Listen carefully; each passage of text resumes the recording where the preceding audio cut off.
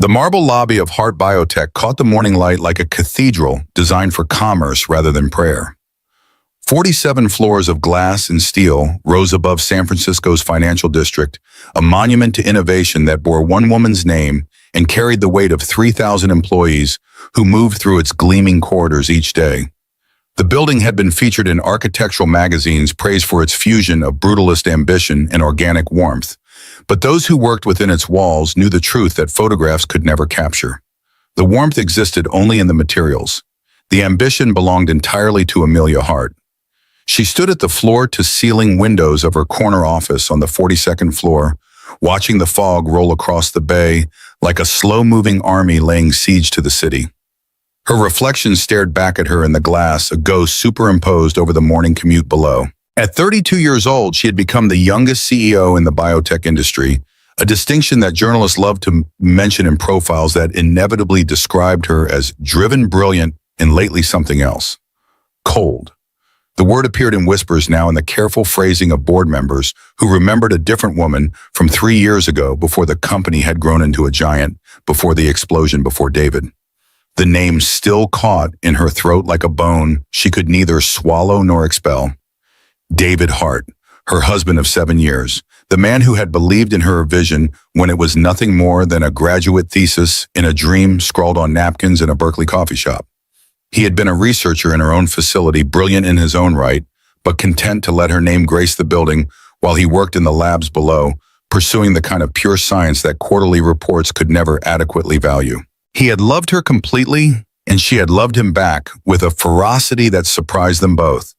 And then 14 months ago, a chemical reaction went wrong in Laboratory 7, and the man who had held her hand through every triumph and failure was gone in a flash of heat and light that took less than 3 seconds to end a life that had taken 34 years to build. Amelia pressed her palm against the glass, feeling the cool surface against her skin. The fog was thicker now, swallowing the tops of neighboring buildings, and she found herself grateful for the erasure.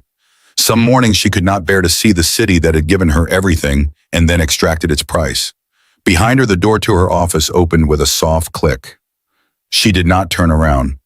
Only one person entered without knocking, and the footsteps that followed were too small, too hesitant to belong to anyone on her executive team. Leah crossed the vast expanse of carpet with the careful deliberation of a child navigating unfamiliar territory.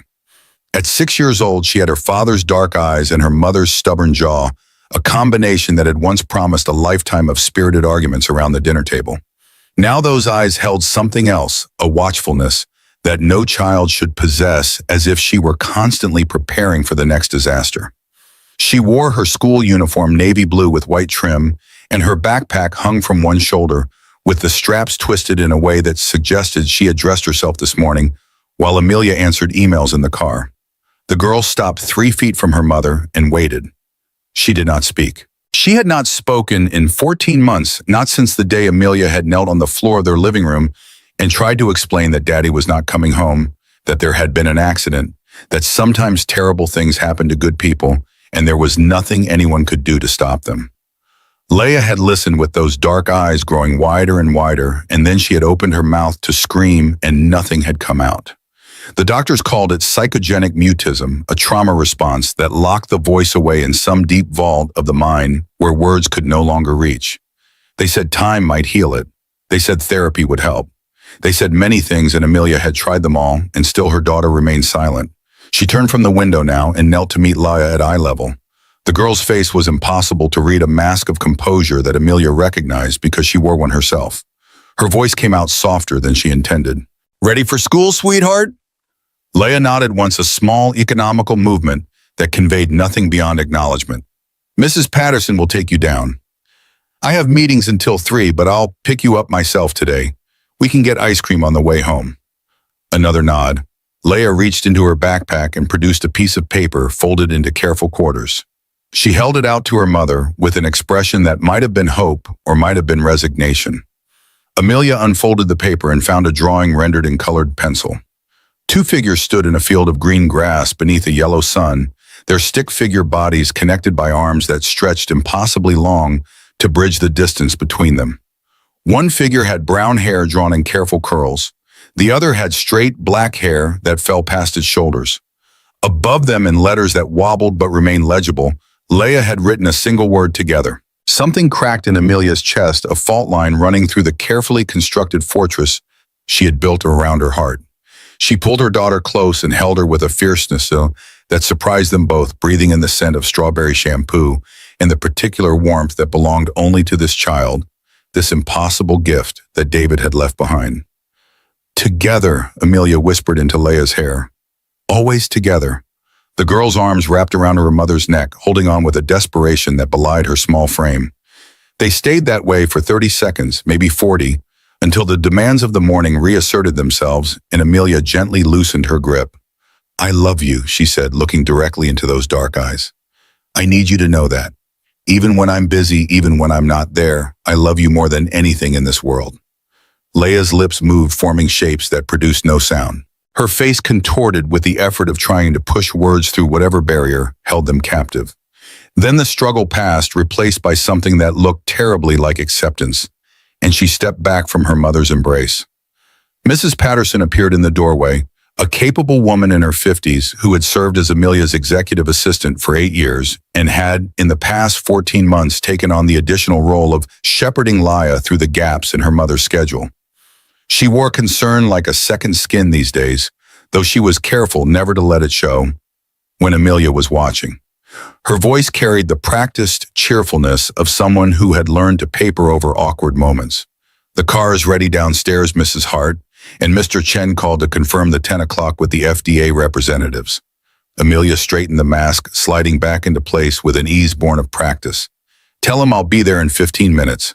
And Patricia, she paused, watching her daughter walk toward the door, with shoulders that seemed too narrow to carry such heavy silence. Make sure the security detail stays close today. I don't want her out of sight for even a moment. Mrs. Patterson's expression flickered with something that might have been concern or might have been pity. Of course, Mrs. Hart, the same protocols as always. The same protocols. 6 months ago, Amelia had tripled the security around her daughter after a tabloid photographer had managed to snap pictures of Leia leaving her therapist's office.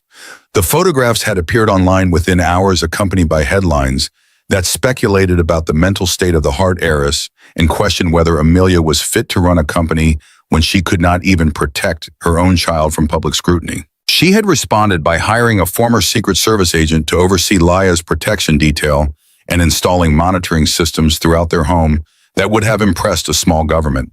The board had expressed concern about the expense. She had reminded them, in terms that left no room for interpretation, that her family's security was not a line item subject to their approval. Leia paused at the door and looked back at her mother. Her hand rose in a small wave, a gesture so ordinary and yet so profound that Amelia felt her throat tighten. She waved back, maintaining her composure, until the door closed and she was alone with the fog and the silence and the weight of everything she could not say. The morning proceeded as mornings did, a relentless procession of meetings and decisions and problems that demanded her attention. The FDA representatives wanted clarification on the clinical trial protocols for their newest drug candidate, a treatment for a rare neurological condition that had shown promising results in early testing. The legal team needed her signature on settlement documents related to a patent dispute that had dragged on for 2 years. The head of R&D reported a breakthrough in the gene therapy division that could potentially add $3 billion to their market valuation pending regulatory approval. Each conversation required a different version of Amelia Hart, the visionary, the negotiator, the strategist, the commander, and she moved between them with the practiced fluidity of an actor who had performed the same role so many times that the lines had become indistinguishable from her actual thoughts. But beneath the performance, in the quiet spaces between words, her mind kept returning to the drawing in her pocket. Together. Such a simple word, and yet it contained everything her daughter could not say aloud. The longing, the fear, the desperate hope that the world might somehow reassemble itself into something recognizable. Amelia understood that hope better than anyone. She carried it herself, a small flame that flickered in the darkness of her grief and refused to be extinguished no matter how many times the wind of reality tried to snuff it out. She had built walls around that flame, protecting it from the cold, but the walls had grown so high and so thick that sometimes she wondered if she had accidentally imprisoned herself along with her hope. The lunch hour came and went without food. She had stopped eating regular meals months ago, sustaining herself instead on coffee and protein bars consumed between appointments. Her assistant had started leaving sandwiches on her desk, which Amelia appreciated in theory, but rarely touched in practice. The body was a machine that required maintenance, nothing more. She would attend to it when she had time. At 2:30, her phone buzzed with a message from the security team. Miss Laya has arrived at the building, proceeding to the executive childcare suite. The executive childcare suite was Amelia's compromise with her board and her conscience. Unable to bear the thought of her daughter spending afternoons in the impersonal environment of an after-school program, she had converted a corner office on the 41st floor into a space designed specifically for Laya. It contained toys and books and art supplies, a small television loaded with educational programming, and comfortable furniture where the girl could rest or play while her mother finished the day's work one floor above.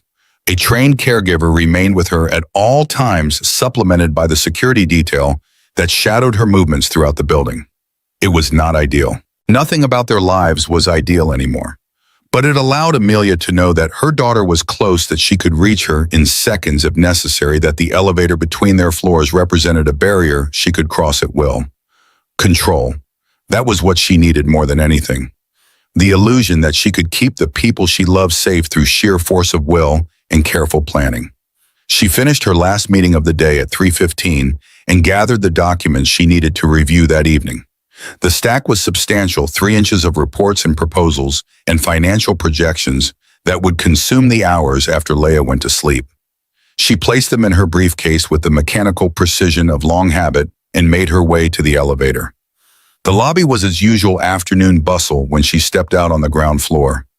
Employees moved in streams toward the exits, their conversations creating a pleasant hum that filled the vast space. Security personnel maintained their positions at strategic points, their presence unobtrusive but unmistakable.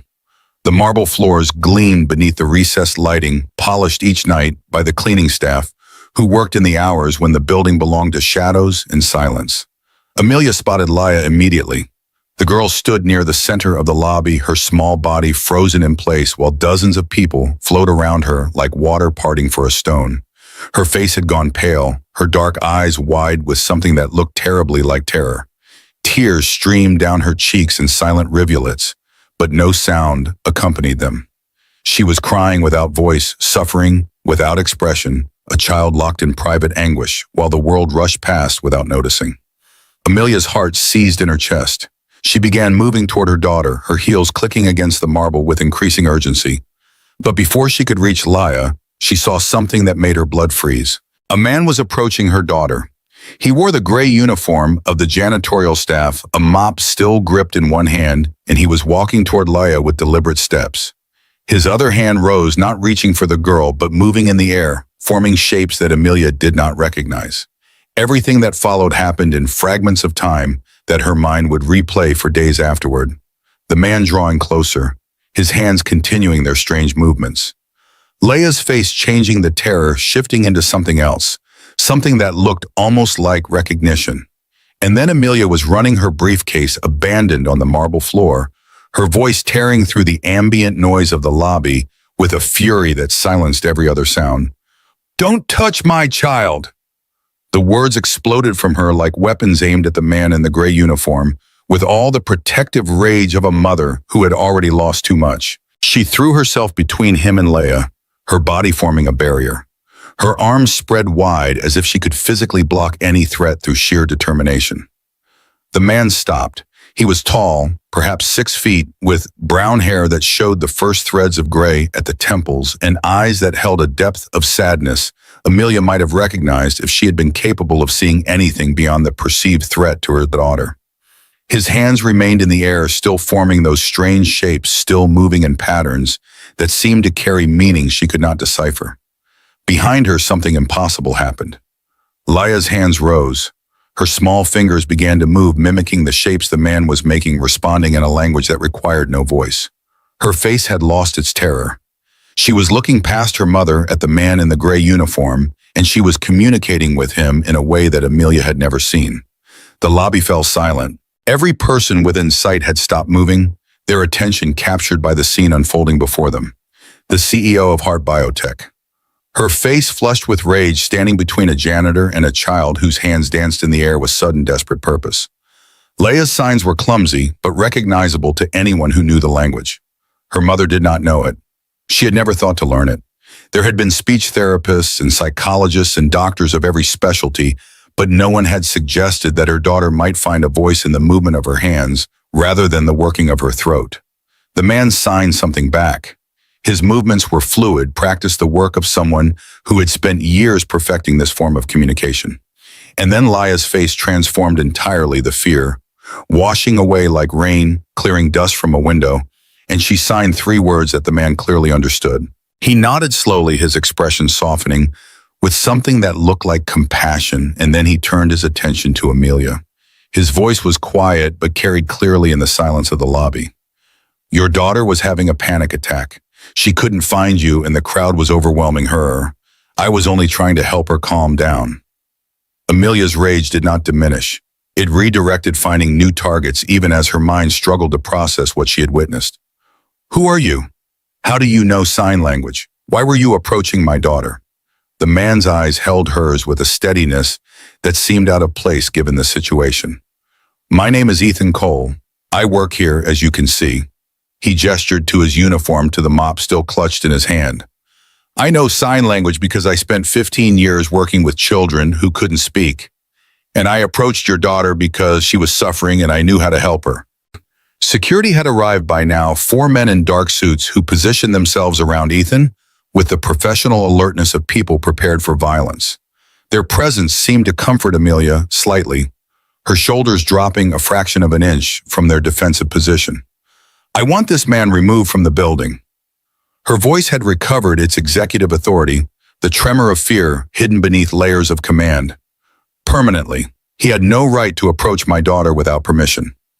Ethan did not argue. He did not protest his innocence or demand fair treatment. He simply nodded as if he had expected nothing different and allowed the security team to escort him toward the service exit. But as he walked away, Leia pulled at her mother's sleeve with sudden urgency. Amelia looked down at her daughter and found those dark eyes brimming with fresh tears. Leia's hands moved again, forming signs that her mother could not understand, gestures that seemed to carry desperate importance. The girl was trying to say something, trying to communicate with a ferocity that Amelia had not seen since before the explosion, but the message remained trapped in a language she did not speak. Sweetheart, I don't understand. The words came out gentler now, the rage fading into confusion and concern. I don't know what you're trying to tell me. Leia's face crumpled with frustration. She looked toward the retreating figure of Ethan Cole, her hands still moving, still signing, and then she turned back to her mother with an expression that Amelia would remember for a long time afterward. It was not anger, it was not disappointment, it was something worse. It was resignation. The quiet acceptance of a child who had tried to bridge a gap and found the distance too great to cross.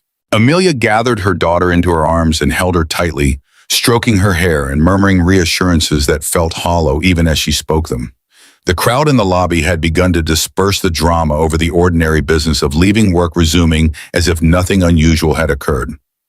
But something had occurred, something that Amelia did not yet understand. And as she carried Leia toward the parking garage, she could not shake the image of her daughter's hands moving in the air, speaking a language that had somehow reached a stranger when it could not reach her own mother. The drive home was silent. Leia sat in the back seat of the company car, her gaze fixed on something beyond the window that Amelia could not see.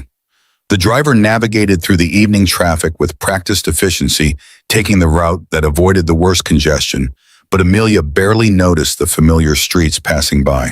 Her mind was caught in a loop, replaying the scene in the lobby, trying to make sense of what she had witnessed. Their home occupied a stretch of coastline in Pacifica, a modern structure of glass and weathered wood that clung to the cliffs above the Pacific Ocean. David had designed it himself, working with the architects to create a space that felt both expansive and intimate, a place where they could raise their daughter away from the pressures of the city that demanded so much of them both. After his death, Amelia had considered selling it. The memories were everywhere in the kitchen, where he had cooked elaborate Sunday breakfasts, in the study, where he had worked late into the night in the bedroom where they had whispered plans for a future that would never arrive. But she could not bring herself to leave. This was the last place that still held his presence, and she clung to it the way a drowning person clings to wreckage. She carried Leia inside and set her down in the living room, that vast space with its wall of windows facing the sea. The sun was beginning its descent toward the horizon, painting the water in shades of gold and orange that would have moved her once. Now she saw only the distance, the impossible reach of the ocean, stretching toward a horizon she could never touch. "Are you hungry, sweetheart?" Mrs. Chen left dinner in the refrigerator. "I think it's that pasta you like." Leia shook her head. She had retrieved a piece of paper and a pencil from the art supplies kept in a basket near the couch, and she was writing something with intense concentration. When she finished, she held the paper out to her mother. Amelia took it and read the words written in her daughter's careful hand. "He understands me." 3 words. 3 simple words that carried the weight of 14 months of silence and frustration and desperate attempts at communication. Amelia stared at them until the letters blurred her vision, swimming with tears she refused to let fall. "The man from the lobby?" she asked, though she already knew the answer. Leia nodded vigorously. Her hands rose and began forming signs again, the same gestures she had made in the lobby, and this time Amelia watched more carefully. She did not understand what her daughter was saying, but she could see the attention behind each movement, the way Leia's face came alive with expression as she signed. This was not random motion. This was language. A language her daughter had somehow acquired without her knowledge. "Where did you learn to do this? Who taught you?" Leia hesitated, then wrote again. "School teacher, sometimes." Amelia felt a surge of something that might have been anger or might have been shame.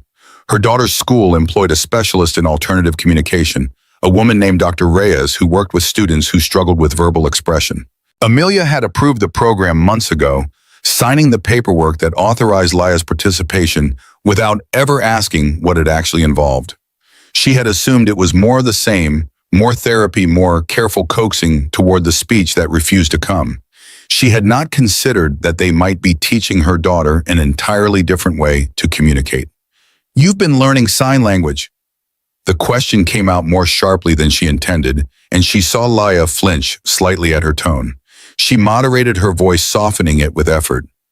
"I didn't know, sweetheart. No one told me." Leia's pencil moved across the paper and wanted to talk to you, but you don't know the signs. The words hit Amelia like a physical blow. All those months of watching her daughter struggle in silence, and all those nights of sitting by her bed and whispering into the darkness, and she had never thought to meet Leia halfway. She had been waiting for her daughter to find her voice to speak in the way that Amelia understood. And meanwhile, Leia had been building a new voice entirely, one that required hands instead of vocal cords, gestures instead of sounds. "I'm going to learn," Amelia said, and the promise emerged with a fierceness that surprised them both. "I'm going to learn your language, and we're going to talk to each other.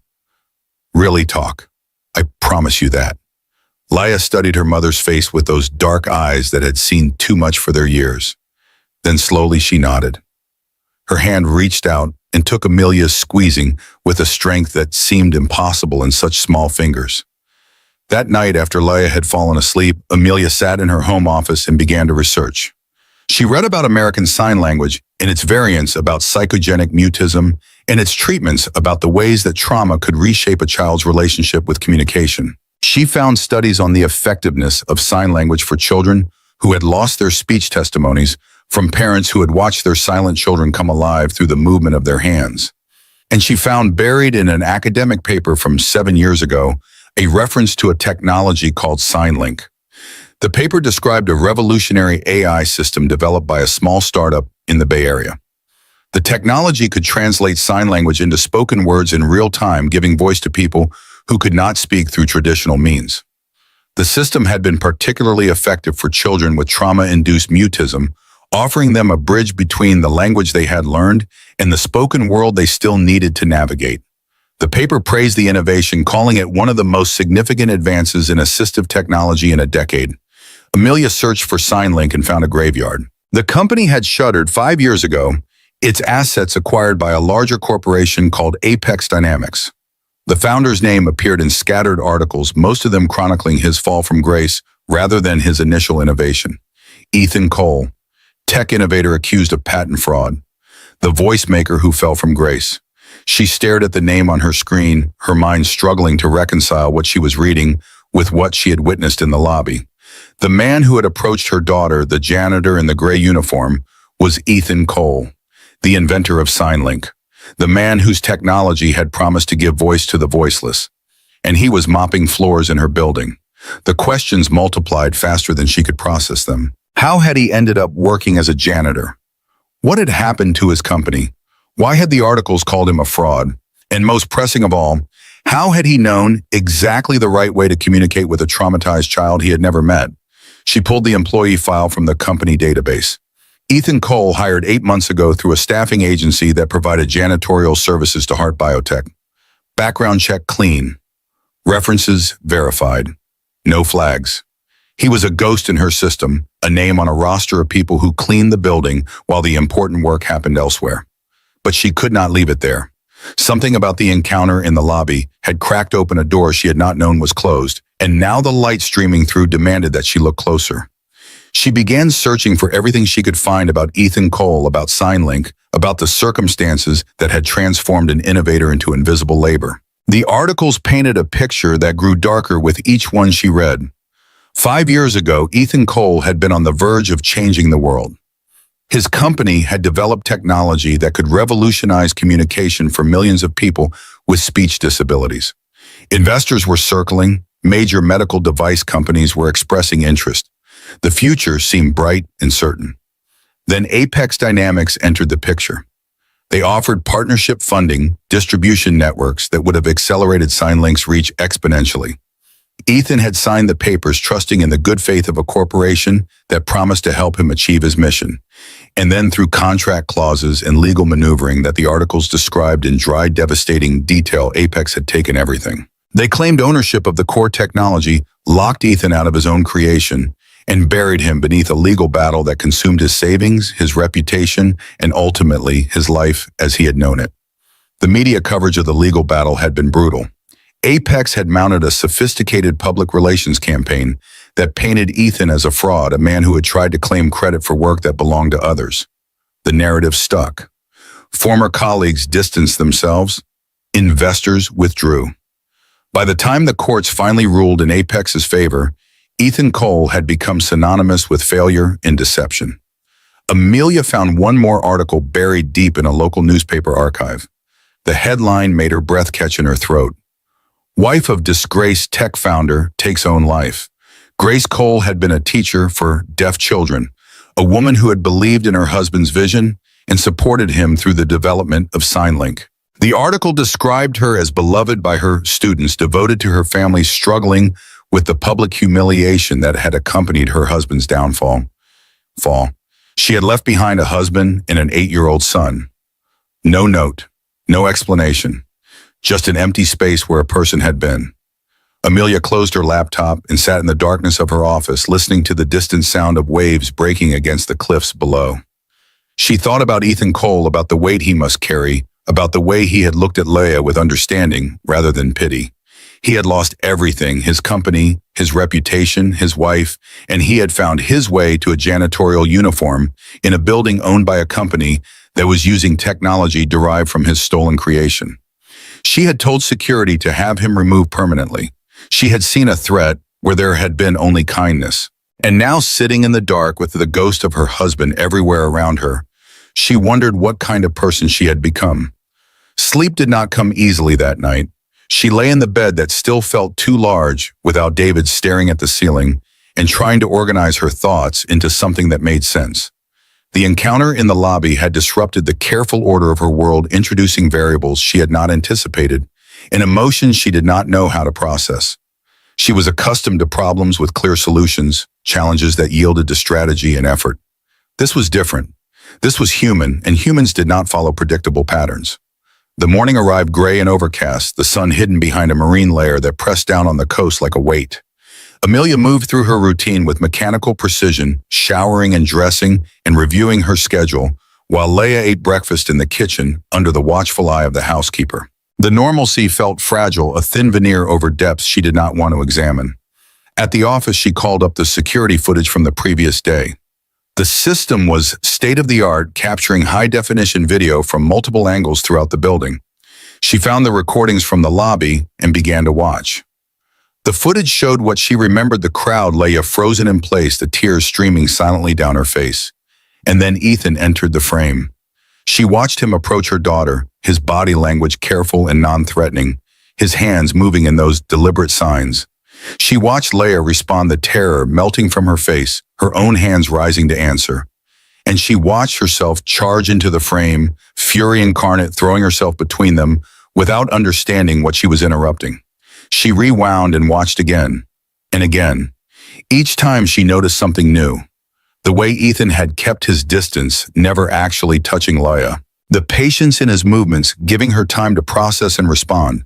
The moment when Leia had smiled, actually smiled for the first time in months. Amelia had been too consumed with fear to see it in the moment, but the camera had captured it clearly. Her daughter smiling at a stranger who had reached her when no one else could. She pulled up more footage, searching the archives for other appearances of Ethan Cole. She found him in hallways and stairwells, pushing his cleaning cart, mopping floors, emptying trash cans. Invisible labor, the kind that happened in the background, while more important people did more important things. But in each clip, she noticed something else. The way he moved with quiet dignity despite his circumstances. The way he paused sometimes to help someone struggling with a heavy box or a stuck elevator button. The way he seemed to see the people around him even when they did not see him. One clip caught her attention particularly. It showed Ethan in the lobby 3 weeks earlier, near the same spot where he had encountered Leia. A young woman stood nearby, tears streaming down her face, her phone pressed to her ear as she received what was clearly devastating news. Most people walk past without noticing, absorbed in their own concerns. Ethan had stopped. He had waited at a respectful distance until she ended her call, and then he had offered her a tissue from his pocket in a few quiet words that the camera's microphone did not capture. The woman had nodded, wiped her eyes, and continued on her way. Ethan had returned to his mopping as if nothing had happened. Amelia watched that clip 3 times. She was looking at a man who had every reason to be bitter, every justification for rage and resentment, and instead she saw compassion. Consistent, quiet compassion for the suffering of others. She made a decision. She told her assistant to cancel her morning meetings and went down to the Human Resources Department on the 15th floor. The director, a meticulous woman named Sandra Chen, who had been with the company for 12 years, looked surprised to see the CEO in her domain. "Mrs. Hart, what can I do for you?" Amelia closed the door behind her. "I need information about one of our janitorial staff, Ethan Cole. I want to know everything about him, his employment history, his background, where he lives, who else he's worked for. Everything you can find." Sandra's expression became carefully neutral, the professional mask of someone who had learned to accommodate unusual requests without asking questions. "May I ask why you may not?" A pause, then Sandra nodded. "I'll have it on your desk within the hour." The file arrived as promised, a thin folder that contained surprisingly little given the depth of information Amelia had requested. Ethan Cole had been hired through a staffing agency that handled janitorial services for several buildings in the financial district. His background check had been standard, revealing no criminal history, no flags, nothing to suggest he was anything other than a man seeking honest work. He had provided references from previous employers, all of which had been verified. He had shown up on time, completed his duties without complaint, and made no trouble. The file contained his address, a workers' housing complex on the outskirts of the city. It contained his emergency contact information, a cell phone number, and the name of his 8-year-old son, Benjamin Cole. It contained the paperwork he had signed when he was hired, acknowledging the terms of his employment and agreeing to the background check that would reveal nothing of the man he had once been. Amelia stared at the file for a long time. She thought about what the internet had told her about the man who had invented revolutionary technology and lost it all. She thought about what the footage had shown her about the man who still found room for kindness despite having every reason for bitterness. And she thought about what her daughter's face had shown her, that moment of connection with someone who understood. She picked up her phone and called the staffing agency. She asked them to reinstate Ethan Cole immediately with a personal apology for the misunderstanding that had led to his removal. The person on the other end of the line sounded confused but agreed to comply. Heart Biotech was one of their largest clients, and the CEO's requests were not questioned. But reinstating him was not enough. Amelia needed to understand what had happened to him, how his technology had ended up in the hands of Apex Dynamics, and what connection, if any, existed between his fall and the medical devices that Heart Biotech had integrated into its product line 2 years ago. She returned to her office and began digging deeper. The acquisition records were extensive, documented in the meticulous fashion that corporate law required. Heart Biotech had purchased an AI communication system from Apex Dynamics 18 months ago, a technology called VoxBridge that had been integrated into their medical devices for patients with speech disabilities. The system had tested exceptionally well, outperforming competitors in accuracy and ease of use. It had been a significant investment, but the returns had more than justified the cost. She pulled up the technical specifications for VoxBridge and compared them to the descriptions she had found of SignLink in academic papers. The similarities were unmistakable. The core algorithm, the approach to gesture recognition, the neural network architecture, all of it matched what Ethan Cole had developed 5 years ago under a different name. Apex had not created new technology. They had repackaged stolen work and sold it to the highest bidder. And Heart Biotech had been that bidder. Her company was profiting from innovation that had been taken from its creator through legal manipulation and corporate deceit. Amelia sat back in her chair and felt the ground shift beneath her. She had built this company on the promise of ethical innovation of medical technology that would help people rather than exploit them. She had stood on stages and given speeches about corporate responsibility and the moral obligations of those who possess the power to shape industries. And all the while buried in her supply chain, hidden beneath layers of contracts and acquisitions, there was a theft. She needed to know more. She needed to understand exactly how Apex had acquired SignLink and what legal grounds they had claimed for the acquisition. She pulled up the contract files, the documents that detailed the transfer of intellectual property from SignLink Technologies to Apex Dynamics. The original acquisition agreement was thorough, the kind of document that only lawyers could love, filled with clauses and subclauses and references to exhibits that ran to hundreds of pages. Amelia was not a lawyer, but she had enough experience with corporate contracts to navigate the essential terms. Apex had acquired SignLink through what appeared to be a legitimate purchase, paying a sum that the documents claimed represented fair market value for the technology. But as she read deeper, she found discrepancies. The valuation seemed low given what she knew about SignLink's potential. The terms included non-compete clauses that would have prevented Ethan from ever working in his field again. And most troubling of all, the signature at the bottom of the final transfer document was dated 3 days after Grace Cole's death. Amelia knew what grief looked like. She knew how it hollowed a person out, how it made the simplest decisions feel impossible. The idea that Ethan would have signed away his life's work 3 days after losing his wife seemed implausible at best and suspicious at worst. She pulled up the signatures from earlier documents in the file contracts that Ethan had signed before the acquisition during the development of SignLink. She placed them side by side with the signature on the transfer agreement. The signatures were close, but not identical. The earlier ones flowed with confident strokes, the mark of someone comfortable with their own name. The transfer signature was tighter, more hesitant, with slight variations in the letter formations that suggested either extreme stress or forgery. Amelia was not a handwriting expert. She could not say with certainty that the signature was false, but she could see enough to know that something was wrong, that the story told by these documents did not match the story she was piecing together from other sources. She needed help. She needed someone who understood corporate acquisitions and the ways that legal systems could be manipulated to serve powerful interest. She needed to know whether what she suspected was true, and if it was, what could be done about it. She reached for her phone and then stopped. The implications of what she was considering were enormous. If Apex had forged documents to steal Ethan's technology, and if Heart Biotech had unknowingly purchased that stolen technology, then her company was complicit in the destruction of a man's life. The legal exposure alone could be catastrophic. The reputational damage might be worse. But there was another consideration, one that had nothing to do with business and everything to do with the image she could not escape. Her daughter's face in the lobby, smiling at a man who understood her. The drawing on her nightstand with that single word, Together, Ethan Cole had given her daughter something that all the therapists and doctors and carefully designed interventions had failed to provide. He had reached across the barrier of silence and found a way to connect. And now Amelia knew that her company was built in part on the wreckage of his life.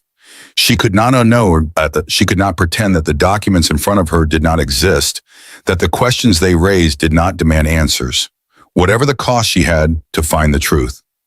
The sun was setting over the bay, painting the sky in shades of red and orange that reminded her of fire. She thought about the explosion that had taken David, about the way that single moment had reshattered everything she understood about safety and control. She had spent 14 months trying to rebuild, to create order out of chaos, to protect what remained of her family.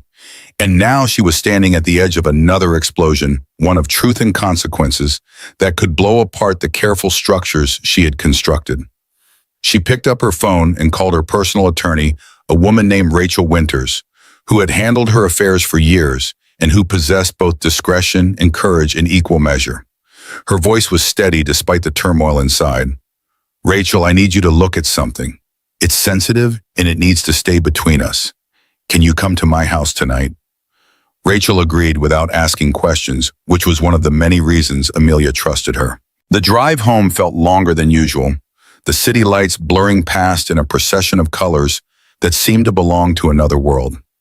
Amelia picked up Laia from the childcare suite and held her hand in the elevator, feeling the small fingers curl around hers, with a trust that she hoped she deserved. At home, she made dinner for them both, something she rarely did anymore. Laia watched her mother move around the kitchen with an expression of cautious hope, as if she were witnessing something she wanted to believe in, but feared might disappear. They ate together at the big table that David had built from reclaimed wood, the one that had hosted dinner parties and holiday gatherings and quiet family meals. And for the first time in months, the silence between them felt companionable rather than oppressive. After dinner, Amelia sat with Laia on the couch and pulled up a sign language tutorial on her tablet. "Teach me," she said, the words coming out softer than she expected. "Teach me how to talk to you." Laia's face transformed. The wariness melted away, replaced by something that looked like jade, pure and unguarded, and more beautiful than anything Amelia had seen in a very long time. The girl took her mother's hands and began to shape them, guiding her fingers into the positions that formed words. They worked through the basics together. "Hello," "Goodbye," "I love you," "Thank you."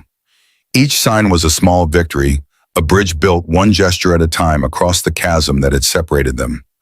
Laia was patient, correcting her mother's mistakes with gentle touches rather than frustration, and Amelia found herself laughing at her own clumsiness, a sound that seemed foreign in the house that had known so much grief. When Rachel arrived at 9 o'clock, Laia was already asleep, tired out by the emotional intensity of their evening together. Amelia led her attorney into the home office and closed the door. She showed Rachel the documents she had gathered, the contracts, the signatures, the evidence of what might be fraud. She explained what she knew about Ethan Cole and SignLink, about Apex Dynamics, and their tactics, about the technology that Heart Biotech had unknowingly built into its products. Rachel listened without interrupting her legal mind, clearly working through the implications of each piece of information. When Amelia finished, she sat in silence for a long moment. Her voice was measured when she finally spoke. "If what you're suggesting is true, if Apex forged documents to steal intellectual property and then sold that stolen property to your company, the legal ramifications are significant for them and potentially for Heart Biotech." Amelia nodded. "I know." Rachel continued, her tone becoming more pointed. "You need to understand what you're risking by pursuing this. If the story becomes public, even if Heart Biotech is ultimately found to be an innocent purchaser, the damage to your reputation and your stock price could be severe. The board will not thank you for opening this door." "I know," Amelia repeated. Rachel studied her for a long moment. "Why are you doing this?" "You could let it go. The acquisition was legal as far as anyone knows. You're not obligated to investigate further." Amelia thought about how to answer. She thought about Ethan in his gray uniform reaching out to a frightened child with nothing but kindness in his hands. She thought about her daughter's face lighting up at the prospect of teaching her mother a new language. She thought about the weight she carried, the guilt she could not escape, the way grief had transformed her into someone she barely recognized. "Because I've spent 14 months trying to protect my daughter from a world that already took her father." The words came slowly, each one carrying weight. And all that protection didn't reach her. It didn't help her. A janitor in my lobby did more for her in 30 seconds than I've managed in over a year. She paused, gathering herself. If my company is built on the ruins of that man's life, I need to know. And if there's something I can do to make it right, I need to try. Rachel nodded slowly. Then we need to do this carefully. I'll have a forensic document examiner look at the signatures. I'll pull the full acquisition history and look for irregularities. But Amelia, she leaned forward, her expression serious. You should be prepared for what we might find, and for what it might cost to act on it.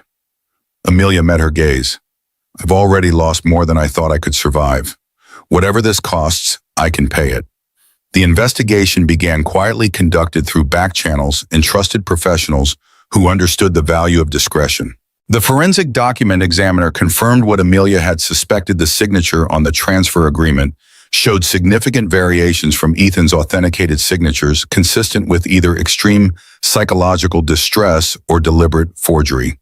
The legal team uncovered additional irregularities in the acquisition process timeline, discrepancies in missing documentation that suggested the deal had been rushed through while Ethan was in no condition to understand or contest what was happening. While the investigation proceeded, Amelia made a different kind of decision. She sent word through the staffing agency that Ethan Cole should report to her office at the end of his shift on Friday. No explanation was given. The message was simply delivered a summons that he had no power to refuse if he wanted to keep his job. The days between the summons and the meeting passed slowly. Amelia found herself watching for Ethan in the hallways, catching glimpses of him pushing his cart or wiping down surfaces, always working, always invisible to the people around him. She wondered what he thought about during those long hours of labor, whether he still dreamed of the technology he had created, whether he still believed in the mission that had once driven him. Friday arrived with a clarity of weather that seemed almost ironic, the fog lifting to reveal a sky of brilliant blue that stretched from horizon to horizon. Amelia finished her last meeting of the day and sat alone in her office waiting for the knock that would signal Ethan's arrival. It came at 6:15, the quiet tap that seemed almost hesitant. She called for him to enter. He stood in the doorway of her corner office, still wearing his gray uniform, looking profoundly out of place among the expensive furniture and commanding views. His eyes took in the space with an expression she could not read, perhaps remembering a time when he had occupied rooms like this one, perhaps simply noting the distance between where he was and where he had been. She gestured to the chair across from her desk. Please sit down. He sat, his posture careful, his hands resting on his knees. He looked like a man waiting for judgment, resigned to whatever verdict would be delivered. Amelia studied him for a moment before speaking. I want to apologize for what happened in the lobby. I was frightened and I reacted badly. You were helping my daughter and I should have seen that. Ethan's expression shifted slightly, surprise flickering across his features before he schooled them back to neutrality. You were protecting your child, I understand. You're very generous considering I had you removed from the building. Amelia paused, choosing her next words carefully.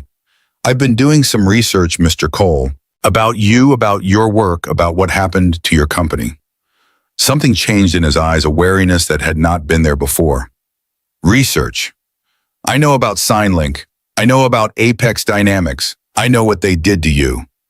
The wariness deepened into something darker, something that looked like pain, long buried but never forgotten.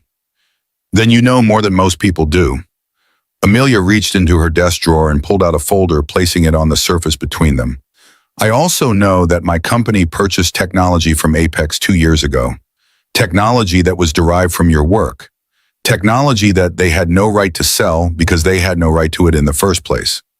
Ethan did not reach for the folder. He sat very still. His breathing controlled his face, a mask that revealed nothing of the storm that must have been raging beneath it. Why are you telling me this? His voice remained quiet, but there was an edge to it now. The sharp point of something that might have been anger or might have been grief. Because I believe in knowing the truth. Because my daughter smiled at you when she hasn't smiled in months. And because Amelia hesitated, feeling the weight of what she was about to say, I think I might be able to help. Ethan's laugh was short and bitter.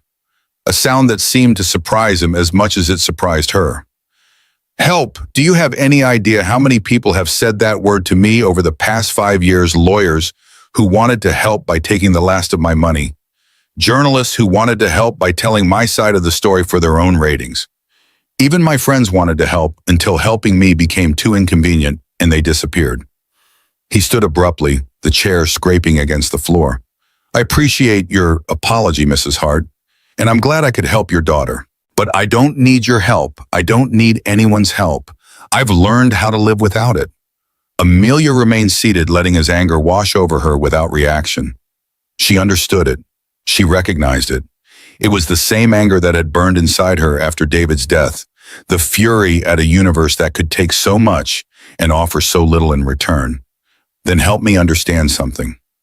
She kept her voice calm, measured. You could have told me who you were that day in the lobby. You could have used the moment to make a scene, to draw attention to what was done to you. Why didn't you? Ethan turned to face her, and she saw the full weight of his exhaustion, the years of struggle etched into lines around his eyes. Because your daughter was afraid and she needed help. That was all that mattered in that moment. Amelia nodded slowly. That's why I called you here. Not because of what I learned about your past, but because of what I saw in that lobby. You put a frightened child before everything else, before your own pain, before any opportunity for yourself. A lot of people wouldn't have done that. She stood and walked to the window, looking out at the city that had given her so much and taken so much more. My husband died in this building 14 months ago. A lab explosion that everyone said was unavoidable. Just an accident, just bad luck. But I don't believe in accidents anymore. I believe that things happen because of choices, because of systems, because of the decisions that people in power make every single day. She turned back to face him. What happened to you wasn't an accident either. It was a choice made by people who decided that your life's work was theirs to take. And my company benefited from that choice without knowing it. I can't undo that, but I can refuse to let it continue. Ethan studied her for a long moment, his expression impossible to read. What exactly are you proposing? Amelia walked back to her desk and pulled out a second folder thicker than the first. My legal team has been investigating the acquisition of SignLink by Apex Dynamics. We've found evidence of fraud, forged signatures, coerced agreements, enough to potentially reopen the case if we can find the right legal strategy. She held out the folder to him. I'm not asking you to trust me. I'm not asking you to believe that I have your best interests at heart. I'm asking you to look at what we've found and decide for yourself whether it's worth pursuing. Ethan did not take the folder immediately. His hands remained at his sides, clenched into fists that spoke of tension held too long. But his eyes moved to the folder and she saw something flicker in them, a spark of something that might have been hope or might have been fear. Why would you risk this? He asked finally. You said it yourself, your company benefited from the acquisition. If you expose the fraud, you expose Hart Biotech's involvement. The board won't let you do that. The shareholders won't let you do that. The board doesn't know yet. Neither do the shareholders. Amelia's voice was steady. I'm doing this because it's the right thing to do. And because my daughter taught me something important with a piece of paper and a single word. Ethan's brow furrowed. What word? Together. Amelia felt the crack in her chest widen the wall she had built beginning to crumble. She drew a picture of us, holding hands, reaching for each other across a distance. That's what she needs more than anything right now, connection. Someone who understands her silence and respects it. You gave her that in 30 seconds. She stepped closer, holding the folder out again. I spent 14 months trying to fix her to bring back the daughter I had before the trauma, and all I did was push her further away. You showed me that she doesn't need to be fixed. She needs to be heard. I owe you for that, and I pay my debts. Ethan's resistance wavered. She could see it in the softening of his shoulders, the unclenching of his fists. He reached out and took the folder, holding it as if it might burn him. I need to think about this. His voice was barely above a whisper. I need to understand what you're asking and what it might cost. Amelia nodded. Take all the time you need. But Ethan, she waited until his eyes met hers. You've been invisible for 5 years. You've watched other people profit from your work while you clean their floors. You've carried the weight of what they did to you without complaint, without bitterness that anyone could see. But I see you now, and I won't look away.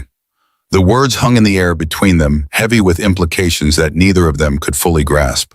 Ethan clutched the folder to his chest like a lifeline, and for a moment Amelia thought she saw moisture gathering in his eyes before he blinked it away. He left without saying goodbye, walking out of her office with the folder pressed against him and his head bowed.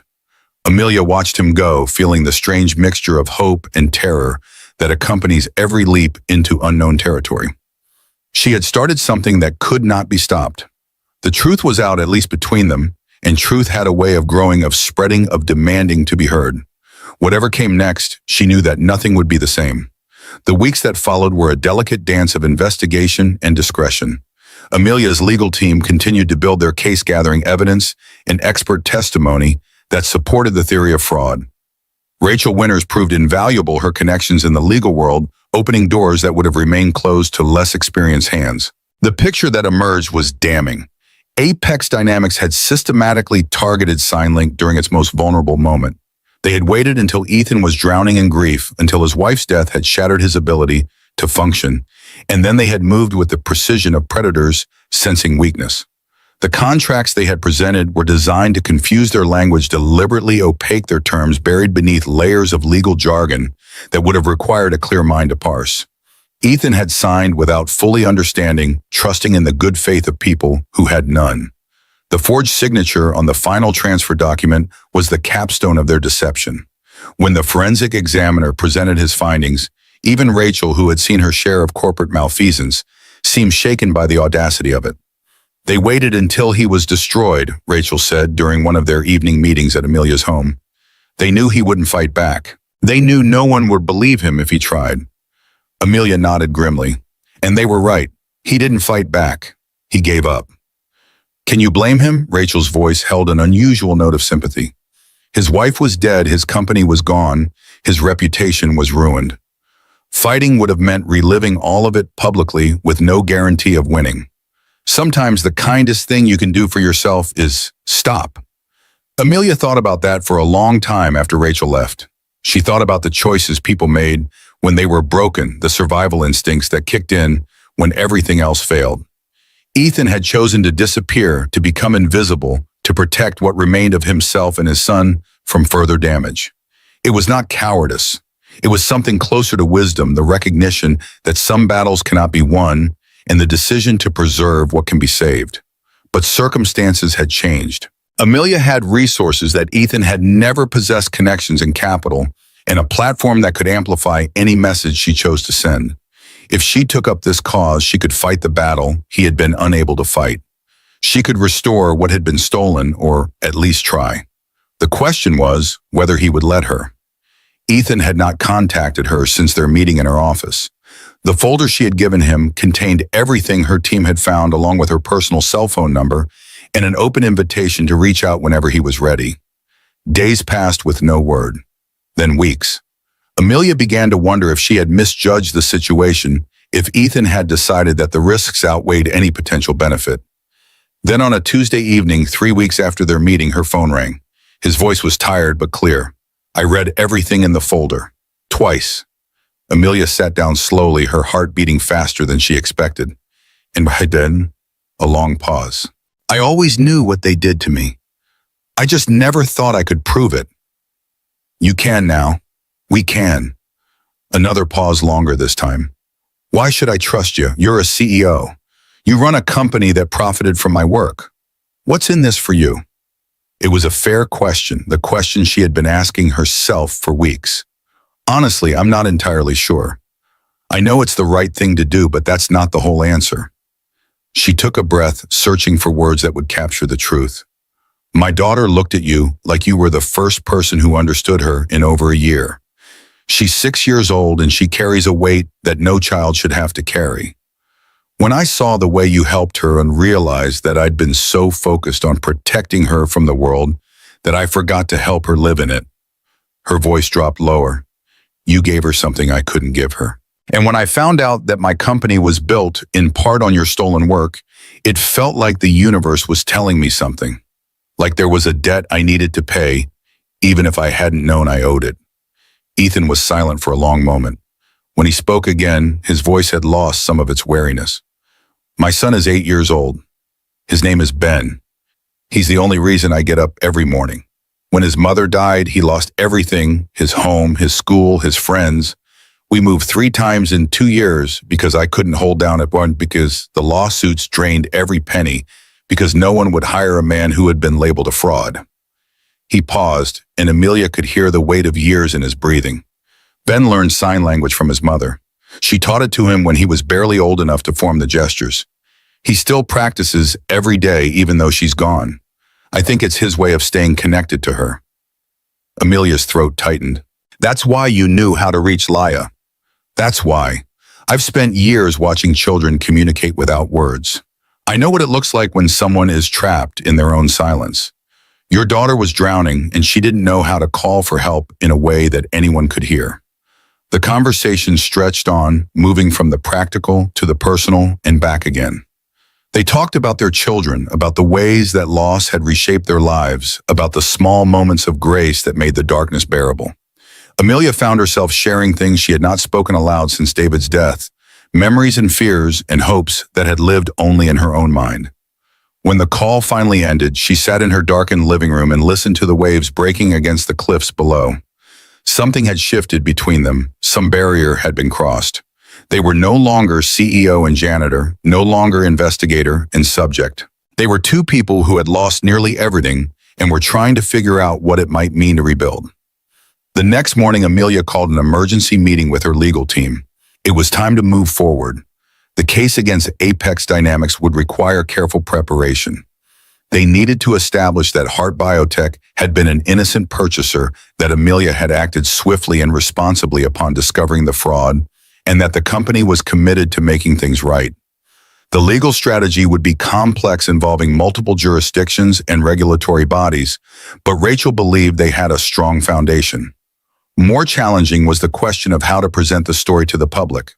Corporate fraud was news, but the human element would determine whether people cared. Ethan's story had all the ingredients for public sympathy: a brilliant inventor betrayed by powerful interests, a grieving widower reduced to manual labor, a man who had lost everything except his dignity.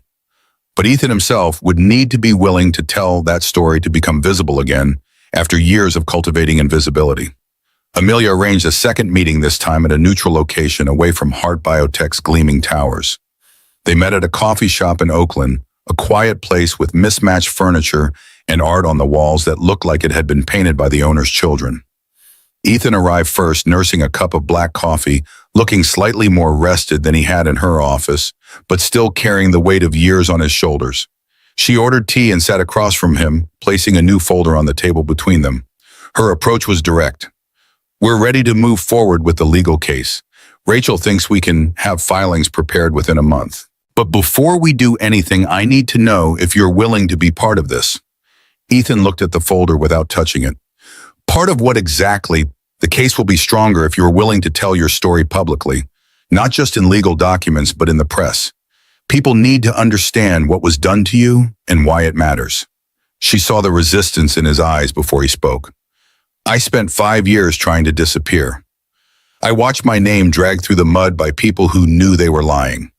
The thought of going through that again, of putting Ben through it again, is not something I can agree to lightly.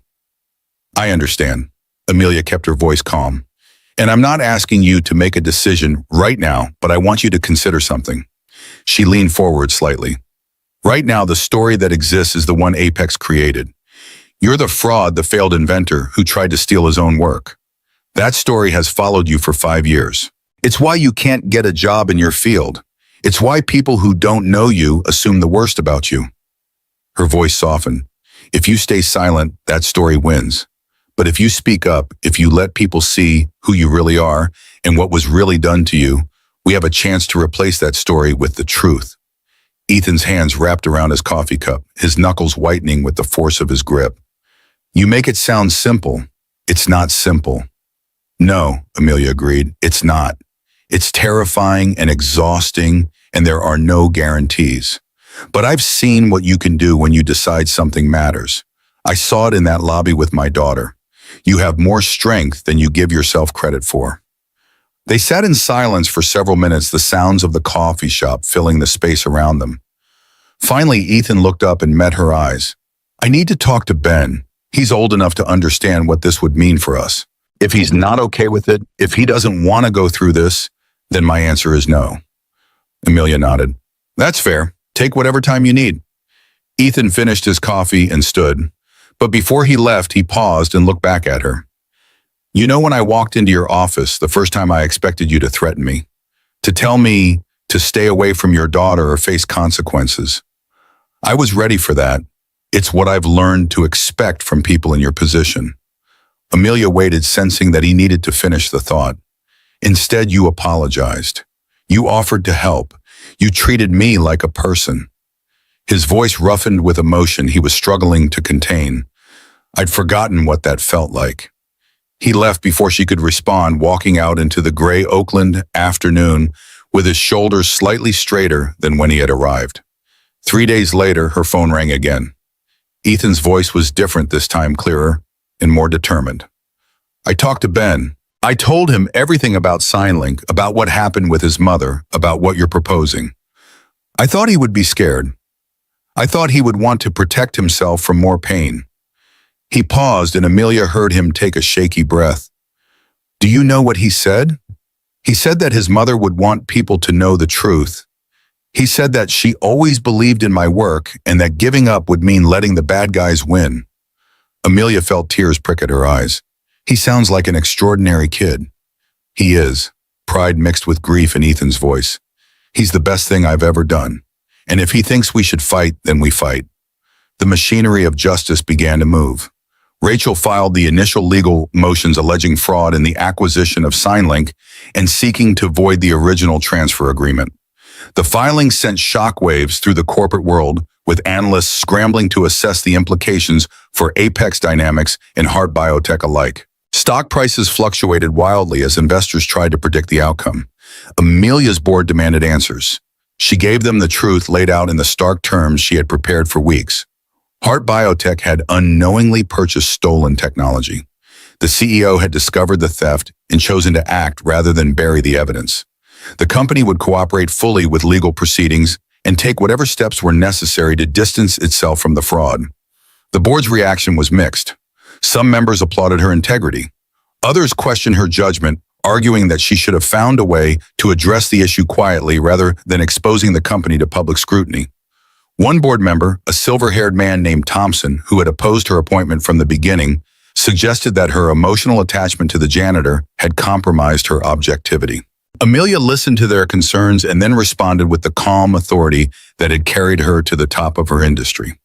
We can disagree about strategy, but we cannot disagree about ethics. Heart Biotech was founded on the principle that innovation should serve humanity. If we build our success on the suffering of others, we betray that principle and everything our company stands for. She looked around the table, meeting each pair of eyes in turn. I will not lead a company that profits from theft. If that position is untenable for this board, then I am prepared to resign. But I will not change my course. The room fell silent. After a long moment, the chair of the board, a woman named Sandra Chen, who had mentored Amelia through her early career, spoke up. We may not all agree with how this was handled, but we elected Amelia to lead this company because of her integrity, not in spite of it. I move that we support her actions and proceed as she has outlined. The vote was close but decisive. The board backed Amelia's decision, though several members made their displeasure clear through abstentions and pointed questions. She left the meeting knowing that she had won the battle, but that the war was far from over. Meanwhile, Amelia had arranged something else, something that existed outside the world of legal filings and board meetings. She had asked Ethan to come to her home on Saturday afternoon to meet Leia properly, in an environment where the chaos of the lobby could not intrude. The morning of his visit, she found herself nervous in a way that surprised her. She changed her outfit 3 times before settling on jeans and a simple blouse, casual enough to suggest ease, but careful enough to show respect. Leia had been preparing all week, practicing new signs she wanted to show Ethan, drawing pictures that she planned to give him as gifts. He arrived at 2 o'clock, precisely, pulling up in a 10-year-old Honda that had clearly seen better days but was meticulously clean. He stepped out wearing khakis and a button-down shirt, his hair freshly cut, his face clean-shaven. With him was a boy of about 8 with dark hair and serious eyes, that took in the coastal mansion with an expression of wonder. Amelia met them at the door. "You must be Ben." The boy nodded, suddenly shy. "Yes, ma'am. I've heard a lot about you. Leia's been looking forward to meeting you." At the mention of Leia's name, Ben's shyness seemed to evaporate. "Is she the one who can't talk? Dad said she uses sign language like I do." Amelia felt her heart squeeze at the simple understanding in his voice. "That's right. She's in the living room. Would you like to meet her?" Ben looked up at his father for permission. Ethan nodded, and the boy followed Amelia into the house with quick, eager steps. Leia was sitting on the couch clutching a stuffed elephant that David had given her on her 4th birthday. When she saw Ben, her eyes went wide, and for a moment neither child moved. Then Ben raised his hands and signed a greeting. Leia's face transformed. She set down the elephant and signed back her movements, more confident than Amelia had ever seen them. The two children fell into conversation, their hands dancing through the air in a language that needed no voice, and within minutes they were sitting side by side on the floor, pulling out art supplies and beginning to draw together. Amelia and Ethan stood in the doorway, watching their children connect across the barriers that had isolated each of them. Ethan spoke softly so the children would not overhear. "She's beautiful. She has your eyes." And her father's stubbornness. Amelia smiled despite the ache that accompanied any mention of David. "She's been practicing all week. I think she was more nervous than I was." They moved to the kitchen where Amelia had prepared coffee and sandwiches. Through the window, they could see the Pacific stretching toward the horizon, gray and vast and indifferent to the small human dramas playing out on its shores. Ethan wrapped his hands around his coffee mug. "This house is incredible. Did you design it?" David did. He had very specific ideas about how we should live, about creating space for family. Amelia paused, feeling the familiar weight of grief settle over her. He would have loved seeing Leia today. She hasn't been this animated since before the accident. "Tell me about him." Ethan's voice was gentle, an invitation rather than a demand. "If you want to." Amelia found that she did want to. She told him about David's passion for pure research, his ability to find wonder in the smallest details of molecular biology, his terrible jokes that somehow always made her laugh. She told him about their first date, a disaster that involved a flat tire and a thunderstorm, and ended with them soaking wet and laughing so hard they could barely breathe. She told him about the night Leia was born, how David had cried harder than the baby, how he had promised to protect them both from every danger the world could offer. And then she told him about the explosion, the phone call that had shattered everything, the drive to the hospital where they told her that David was gone before she could say goodbye. She told him about the funeral, about the way Leia had sat through the service in absolute silence, about the moment she realized her daughter had lost her voice along with her father. When she finished, she found that tears were streaming down her face and she had no memory of when they had started. Ethan handed her a napkin and waited while she composed herself. His voice was rough when he finally spoke. "Grace's death was my fault." Amelia looked up sharply. "How can you say that? Because it's true." His jaw clenched with the effort of holding himself together. The lawsuit, the public humiliation, watching everything we'd built collapse around us. She couldn't take it. She tried to be strong for me, for Ben, but it was too much. He stared out the window at the uncaring sea. She left a note. It said she was tired of fighting a battle we couldn't win. She said she hoped I could forgive her someday, that she hoped Ben would understand when he was older. The words hung in the air, heavy with pain that time had not diminished. I found her in the morning. Ben was already awake. He had made her breakfast in bed the way he did every Sunday. He was waiting in the kitchen with a tray of toast and orange juice when I came downstairs. Ethan's voice broke. I had to tell him his mother was gone while he held that tray in his hands. Amelia reached across the table and took his hand. The gesture surprised them both, but neither pulled away. "It wasn't your fault," she said firmly. "What Apex did to you, to your family, that was criminal. Grace's death is on them, not on you." I tell myself that. Ethan's eyes were wet, but his voice steadied. Some days I even believe it.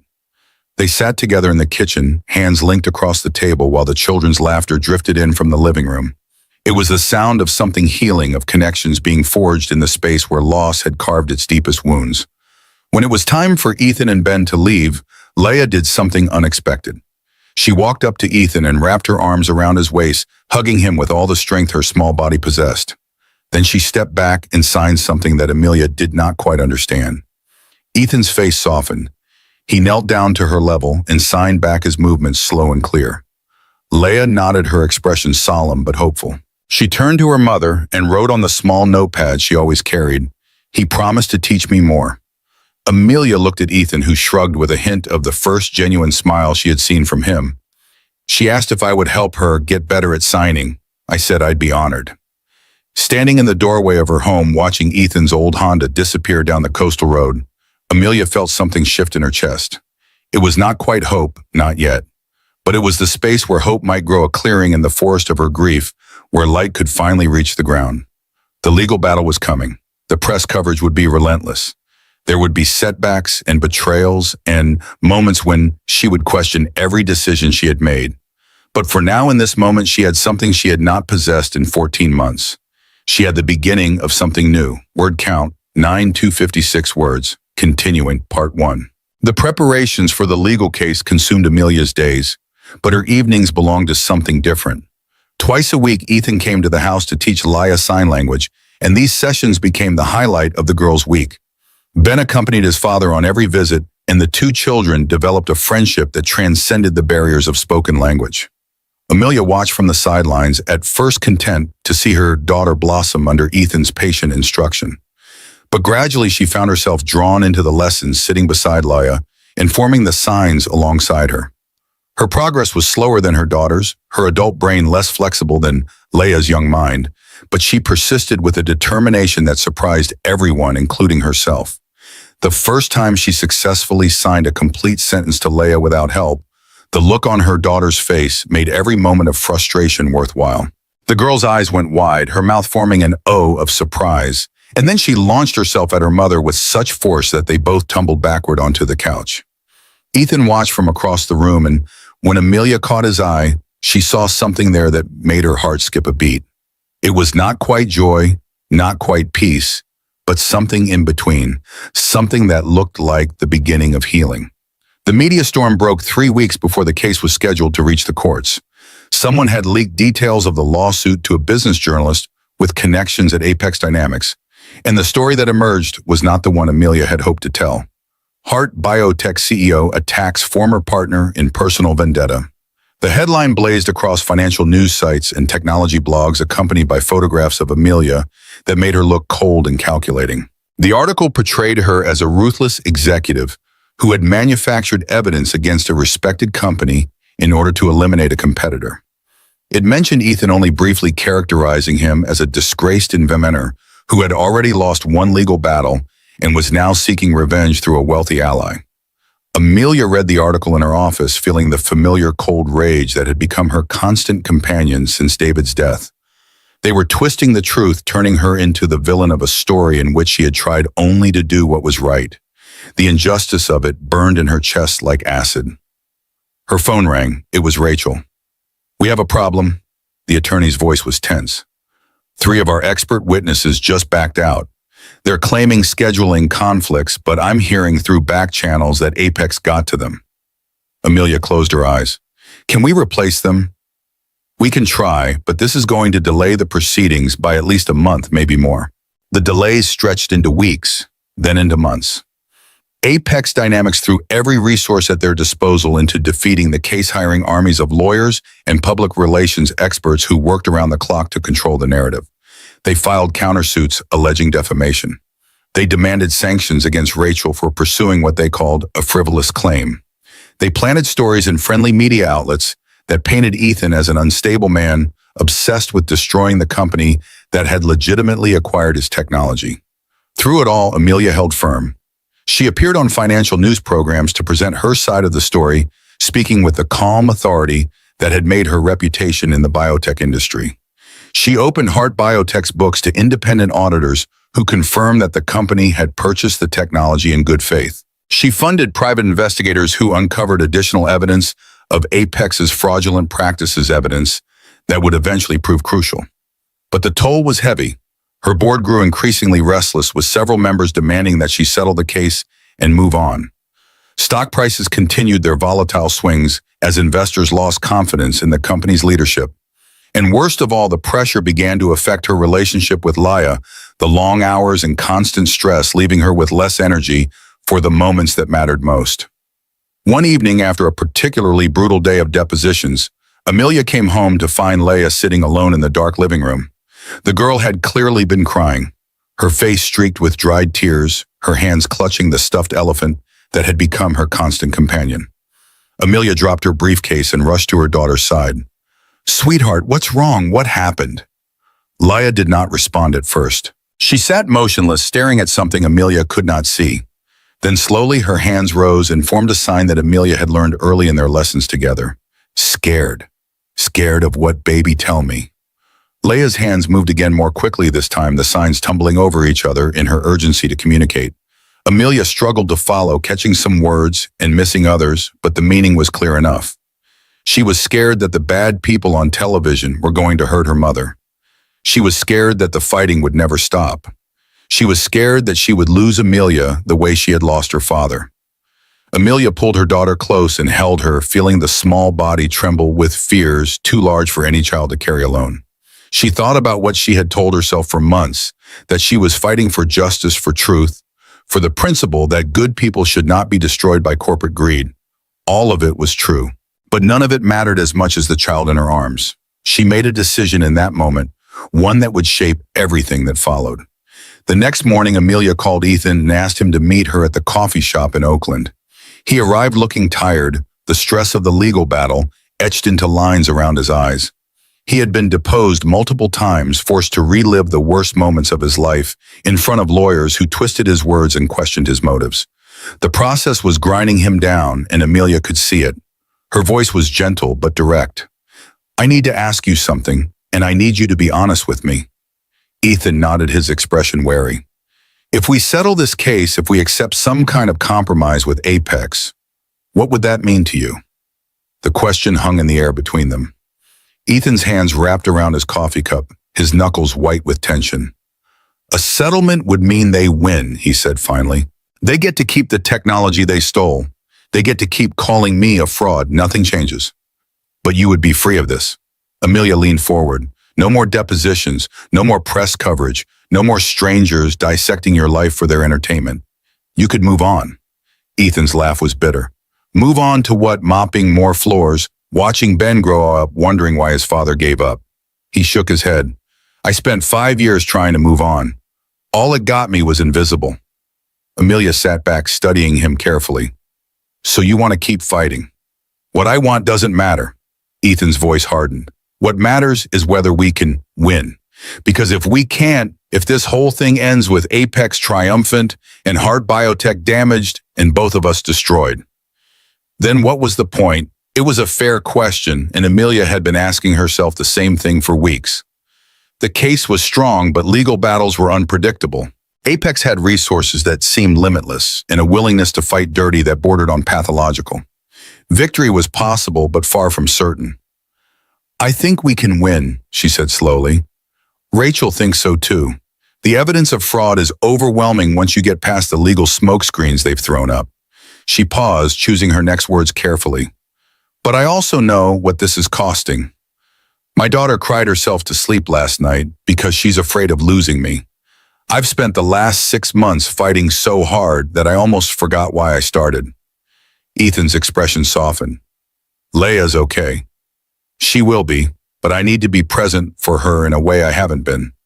She reached across the table and took his hand, an echo of the gesture she had made weeks ago in her kitchen. "I'm not giving up. I'm not backing down. But I need to find a way to fight this battle without losing my family in the process." Ethan turned her hand over in his, looking at her palm as if it contained answers to questions he had not yet asked. "What are you proposing?" "I want to accelerate the timeline, force a resolution one way or another. My legal team has been building toward a comprehensive case that would take years to fully develop. But Rachel says there's enough evidence right now to file for an emergency injunction that would freeze Apex's use of SignLink while the larger case proceeds." Understanding dawned in Ethan's eyes. That would force them to negotiate. Or fight even harder, but at least we'd know where we stand. Ethan was silent for a long moment. Then he nodded slowly. "Let's do it."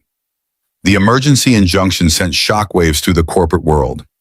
Rachel filed the motion on a Friday afternoon, timing it to maximize media coverage over the weekend. By Monday morning, the story had exploded across business and technology news, with analysts speculating about the implications for both companies and the broader industry. Hart Biotech escalates fraud allegations against Apex Dynamics. SignLink inventor seeks emergency relief in patent dispute. CEO Hart stakes reputation on claims of corporate theft. The coverage was intense but no longer one-sided. The evidence Rachel had compiled was too compelling to ignore, and journalists who had initially accepted Apex's version of events began to ask harder questions. Former employees of both SignLink and Apex came forward with corroborating stories. Academic experts weighed in on the technological similarities between SignLink and Voxbridge. The narrative was shifting. Apex responded with their own escalation. They filed a countersuit against Amelia, personally alleging that she had conducted an illegal investigation into their business practices. They demanded that she be removed as CEO of Hart Biotech, pending the resolution of all legal matters. They even suggested that her emotional state, grief-stricken widow, devoted mother had compromised her judgment. The attacks stung, but Amelia had prepared for them. She released a statement acknowledging that she had initiated an internal investigation after discovering potential irregularities, as was her responsibility as CEO. She noted that all investigative activities had been conducted through proper legal channels and with the guidance of counsel. And she concluded with words that would be quoted widely in the days that followed. "I will not be intimidated by those who believe that wealth and power entitle them to destroy innocent lives. I will not stand by while a good man is erased from his own story, and I will not teach my daughter that justice is something we abandon when it becomes inconvenient. Some things are worth fighting for. This is one of them." The court hearing on the emergency injunction was scheduled for a Thursday morning in late autumn. Amelia dressed carefully that day, choosing a suit that was professional but not severe, wanting to project confidence without appearing aggressive. She met Rachel at the courthouse an hour before proceedings were scheduled to begin. "Are we ready?" Amelia asked. Rachel's expression was focused, the mask of a professional about to do battle. "As ready as we can be.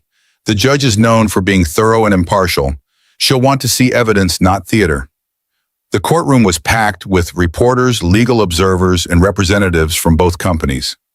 Ethan sat in the gallery wearing a suit that Amelia had purchased for him when he admitted he did not own anything appropriate for court.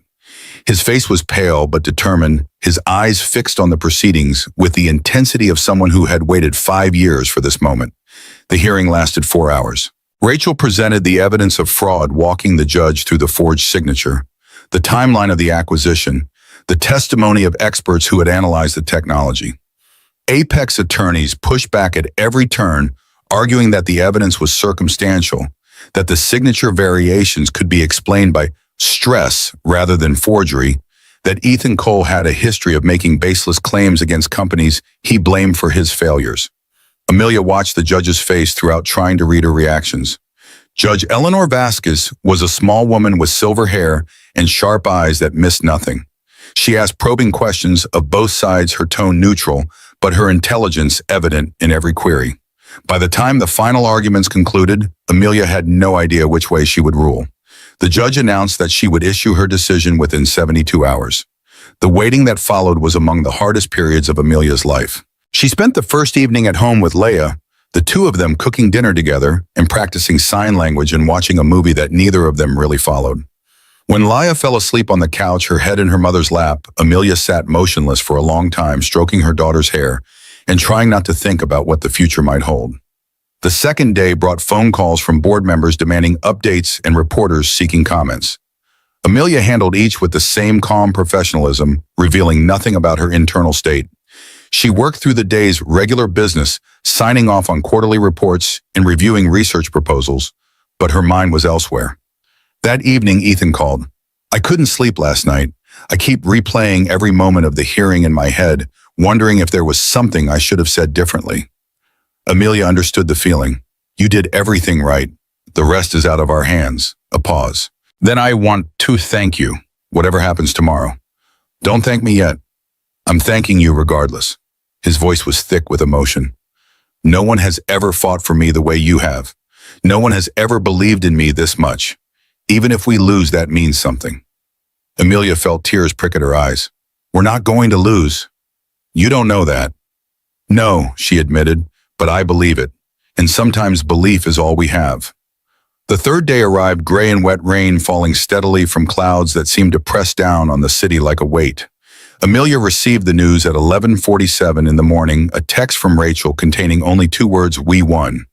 She read the message 3 times before the meaning registered. Then she sat down in her chair and let the tears fall. Judge Vasquez's ruling was comprehensive and damning. She found substantial evidence that the signature on the transfer agreement was fraudulent. She noted the suspicious timing of the acquisition occurring when Ethan Cole was psychologically incapable of meaningful consent. She observed that Apex Dynamics had engaged in a pattern of behavior designed to silence legitimate questions about the origins of their technology. The emergency injunction was granted. Apex was prohibited from using licensing or selling any technology derived from SignLink pending full adjudication of the underlying dispute.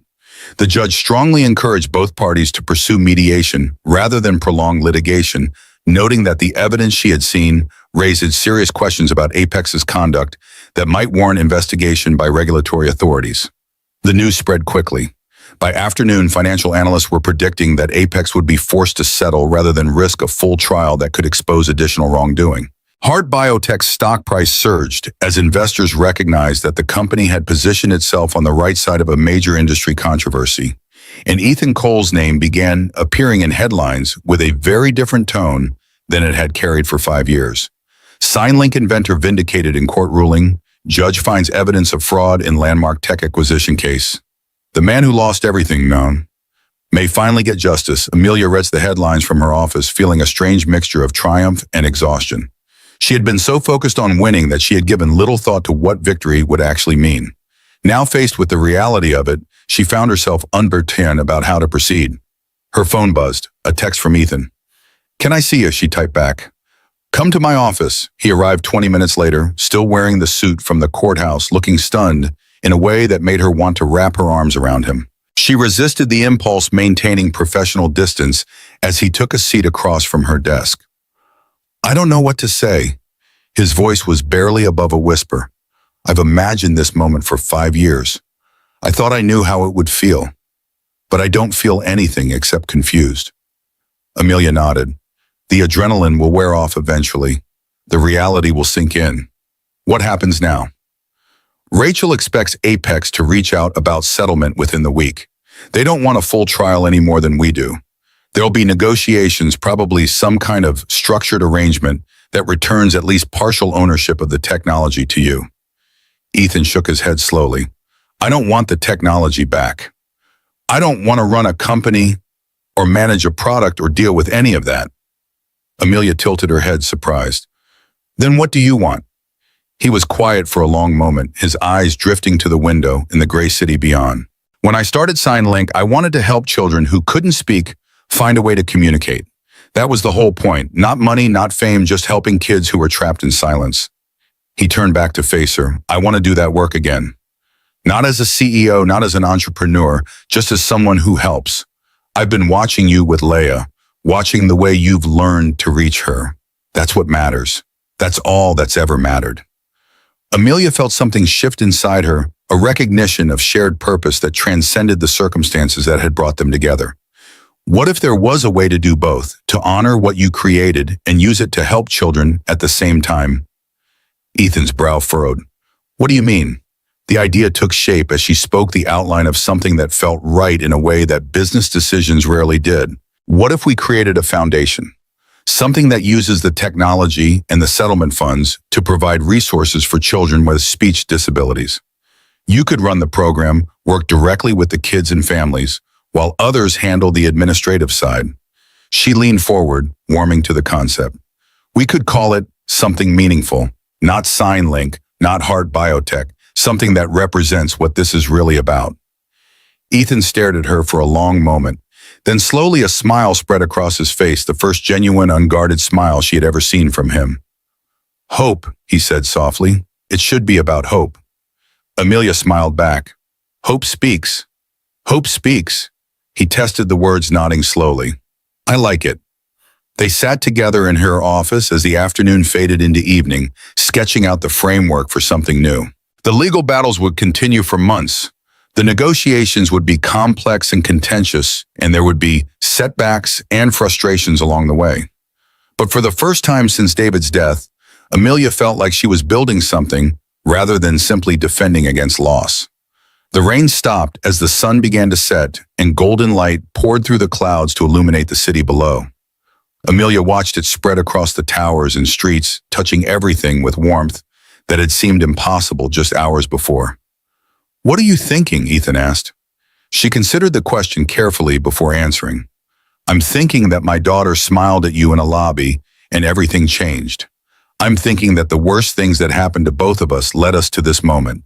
I'm thinking that maybe the universe isn't as random as I always believed." She turned to face him. "Mostly I'm thinking that I'm glad you decided to help a frightened child that day, even though you had every reason to keep walking, even though no one would have blamed you for staying invisible." Ethan held her gaze. "I almost did keep walking. I almost decided it wasn't my business, that getting involved would only bring trouble." "What changed your mind?" He was silent for a moment. "I saw her hands. She was trying to communicate with anyone who might understand. And I remembered what that was like, to have something to bone and no way to say it." His voice dropped lower. "My wife used to tell me that the universe sends us the people we need when we need them. I never believed her until that moment. Your daughter needed someone who could hear her silence. I needed a reason to stop being invisible." Amelia reached out and took his hand. "Thank you for hearing her, for being brave enough to stop." Ethan turned her hand over, tracing the lines of her palm with his fingertip. "Thank you for seeing me, for believing I was worth fighting for." They stayed that way as the light shifted from gold to pink to deep blue, two people who had found something unexpected in the wreckage of their lives.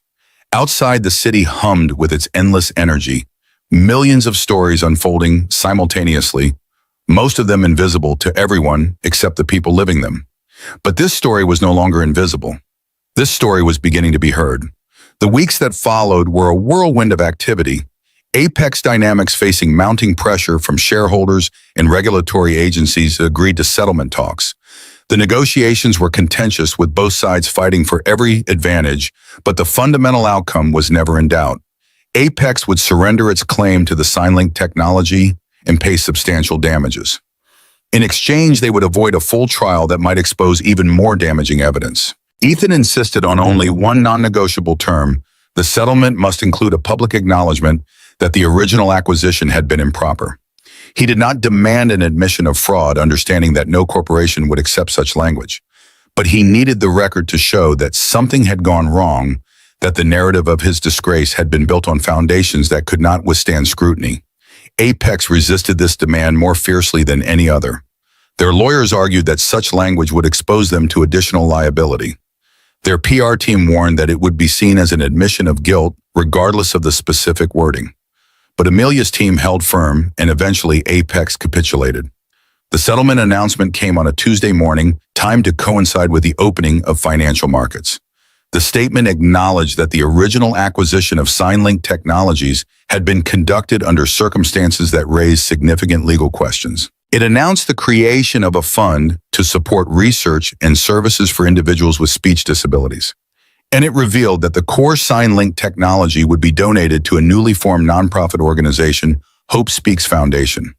The financial press covered the settlement extensively, analyzing its implications for both companies and the broader technology industry. But the human interest story that emerged alongside the business coverage was the one that captured public attention. Janitor who invented revolutionary technology finally gets justice, the billionaire and the cleaning man. How a CEO's conscience changed everything from mopping floors to making history. The Ethan Cole story. The profiles and interviews came fast and relentless. Ethan, who had spent 5 years cultivating invisibility, suddenly found himself the subject of intense public interest. He handled the attention with the same quiet dignity he had shown throughout the ordeal, deflecting questions about his personal struggles and redirecting conversations toward the work that lay ahead. Amelia stood beside him through every interview, every press conference, every public appearance. They made an unlikely pair, the elegant CEO in her designer suits and the former janitor who still looked slightly uncomfortable in formal clothes. But there was something powerful about their partnership, a visual reminder that justice could transcend the barriers of class and circumstance. The Hope Speaks Foundation officially launched 6 months after the settlement. The opening ceremony was held in a converted warehouse space in Oakland that had been transformed into the foundation's headquarters. Hundreds of people attended, donors and supporters and families whose children had already benefited from the foundation's early programs. Leia stood at the front of the crowd holding Ben's hand, both children wearing matching t-shirts that bore the foundation's logo, 2 hands forming the sign for hope. When Ethan took the stage to speak, she watched him with an expression of fierce pride that made Amelia's heart swell. Ethan's speech was simple and direct, delivered without notes or teleprompters. He talked about his wife Grace and her belief in the power of communication to transform lives. He talked about the children he had worked with over the years, the ones who had taught him that silence was just another language waiting to be understood. And he talked about the woman who had seen him when no one else did, who had believed in him when he had stopped believing in himself. I spent 5 years thinking I had lost everything that mattered. He said, his voice steady despite the emotion visible on his face. I was wrong. I had my son. I had my purpose, and I was about to meet someone who would show me that the world still contained more kindness than cruelty, more hope than despair. He turned to look at Amelia standing at the edge of the stage. I walked into a building every day thinking I was invisible. She saw me. She heard my silence, and she decided that my story deserved to be told. He paused, letting the words settle over the crowd. That's what we're here to do, to see the people who have been made invisible, to hear the voices that have been silenced, to tell the stories that deserve to be told. The applause that followed was thunderous, a wave of sound that filled the warehouse and spilled out into the Oakland streets. Amelia watched through tears as children signed along with their parents, as families embraced, as the community that had formed around this cause celebrated the beginning of something new. Later, after the crowds had dispersed and the catering staff was cleaning up, she found Ethan standing alone on the loading dock behind the building. The night air was cool and clear, the city lights twinkling in the distance like earthbound stars. She joined him without speaking, standing close enough to feel his warmth without quite touching. They had maintained careful boundaries throughout the ordeal, both aware of how their relationship might be perceived, both protective of their children and their reputations. But something had shifted during the months of struggle and triumph. Something that neither of them had named, but both of them felt. Ethan spoke first, his voice soft in the darkness. When I was a janitor in your building, I used to imagine what my life might have been like if things had gone differently. If Apex hadn't stolen SignLink. If Grace hadn't... He stopped, unable to finish the sentence. Amelia waited, giving him space to find his words. I imagined a different version of myself. Someone successful, respected, making a difference in the world. I thought that person was gone forever, that he had died along with everything else I lost. He turned to face her. But now I understand something I didn't before. That person was never gone. He was just waiting. Waiting for someone to remind him that he still existed. Amelia reached out and took his hand. You were always there, Ethan. You were always the person who would stop to help a frightened child even when no one was watching. That's who you are. That's who you've always been. He lifted her hand to his lips and pressed a gentle kiss to her knuckles. Thank you for everything. She moved closer, close enough to feel his breath on her face. Don't thank me. This isn't over. This is just the beginning. The beginning of what? Amelia smiled, feeling the weight of the past 14 months lift slightly from her shoulders. I don't know yet, but I think we're going to find out together. Behind them, through the open door of the warehouse, they could hear Leia and Ben laughing as they chased each other around the empty tables. The sound carried on the night air, bright and clear and full of promise, the sound of children who had found their voices and were not afraid to use them. The city hummed around them, millions of stories unfolding in the darkness, most of them invisible to everyone except the people living them. But this story had found its audience. This story would be remembered. Amelia leaned her head against Ethan's shoulder and watched the lights of Oakland flicker in the distance. Tomorrow would bring new challenges, new battles, new opportunities to build something meaningful from the wreckage of the past. But tonight, standing in the cool darkness with the man who had helped her daughter smile again, she allowed herself to simply be. The journey that had begun with a scream in a marble lobby had carried them further than either of them could have imagined. Where it would end, no one could say. But for the first time in a very long time, Amelia Hart was not afraid of the future. She was ready to meet it. The months following the foundation's launch brought challenges that none of them had anticipated. Success, as Amelia discovered, created its own set of problems that could not be solved with determination alone, but required patience, diplomacy, and a willingness to navigate the treacherous waters of public attention. Hope Speaks had captured the imagination of the public in ways that exceeded even the most optimistic projections. Donations poured in from across the country, from wealthy philanthropists and ordinary families alike. Media requests multiplied exponentially, with producers and journalists clamoring for access to Ethan Talea, to the story that had become a symbol of justice prevailing against corporate greed. The foundation's waiting list for services grew longer each week as families with children who could not speak sought the help that Ethan had promised to provide. The demand was overwhelming, and with it came the inevitable growing pains of an organization expanding faster than its infrastructure could support. Ethan found himself pulled in a dozen directions simultaneously, trying to maintain his direct work with children while also responding to the administrative demands of a rapidly growing nonprofit. He had never wanted to be an executive, had deliberately avoided the trappings of corporate leadership, even when SignLink was at its peak, and now he found himself drowning in the very responsibilities he had hoped to escape. Amelia watched the strain accumulate on his shoulders with growing concern. She saw the way exhaustion carved deeper lines around his eyes each week, the way his patience frayed at the edges when yet another reporter demanded an interview or another donor expected personal attention. He was burning himself out, giving everything to a cause he believed in while leaving nothing for himself. One evening in late spring, she found him alone in his office at the foundation headquarters, surrounded by stacks of paperwork that seemed to multiply no matter how many hours he worked. The cleaning staff had long since gone home, and the building was silent except for the distant hum of traffic on the street below. She stood in the doorway for a moment, watching him struggle with a grant application that was due the following morning. His pen moved across the page in fits and starts, crossing out words and rewriting them, his frustration evident in every gesture. Her voice was gentle when she finally spoke. "You know we have staff who can handle that."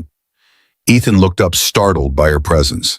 The exhaustion in his face was starker in the harsh fluorescent light, and she felt her heart constrict with worry. "The staff went home hours ago. This has to be submitted by 9 tomorrow morning, and I still don't understand half of what they're asking for." Amelia crossed the room and took the papers from his hands, setting them aside despite his protests. "Then it will be late. The world will not end. The grant is worth $200,000. That's enough to fund our entire summer program. And there will be other grants, other opportunities." She pulled a chair close to his desk and sat down facing him directly. "But there is only one of you, and if you work yourself into the ground, all of this falls apart." Ethan slumped back in his chair, the fight draining out of him. "I don't know how to do this, Amelia. I know how to work with children. I know how to teach sign language and develop communication strategies. But all of this," he gestured at the paperwork surrounding them, "this isn't what I signed up for." Amelia nodded slowly. "I know, and that's my fault." He looked at her with confusion. "How is any of this your fault?" "Because I pushed you into a spotlight you never wanted. I thought that giving you back your work would be enough, that you could pick up where you left off and everything would fall into place." She shook her head, acknowledging her mistake. "I didn't consider that the world had changed, that you had changed, that what you needed now might be different from what you needed 5 years ago." Ethan was silent for a long moment, processing her words.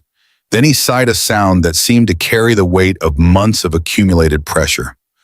"What I need is to help children. That's all I've ever wanted. But every time I try to focus on that work, something else demands my attention.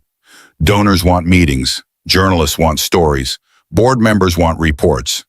The children I'm supposed to be helping get pushed to the margins of my own calendar." Amelia reached out and took his hand, feeling the tension in his fingers. "Then we change the structure. We hire people to handle the things you shouldn't be handling. We protect your time the way we would protect any valuable resource. We can't afford more staff. The budget is already stretched thin. Then I'll fund it personally. Consider it an investment in the mission.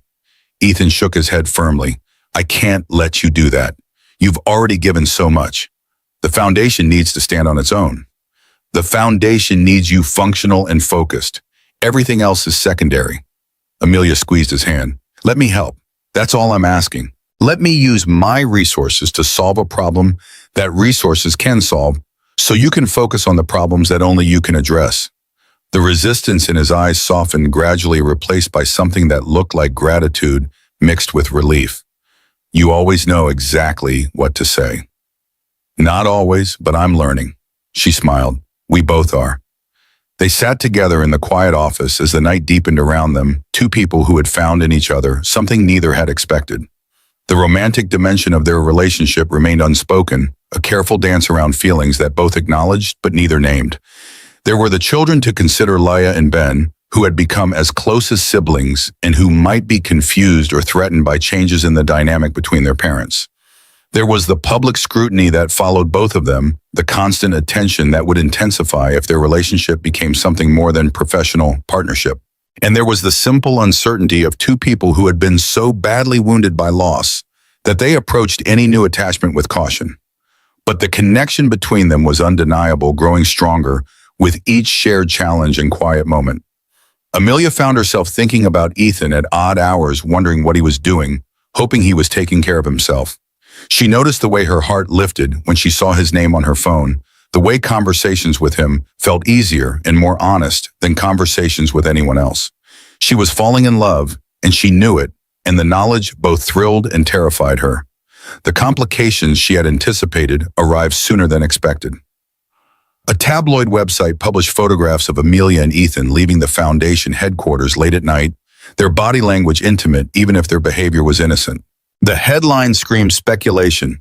CEO and janitor is Heart Biotech's boss having an affair with her charity project. The article was cruel in the way that tabloid journalism often was, reducing both of them to caricatures while implying that their entire relationship was somehow scandalous.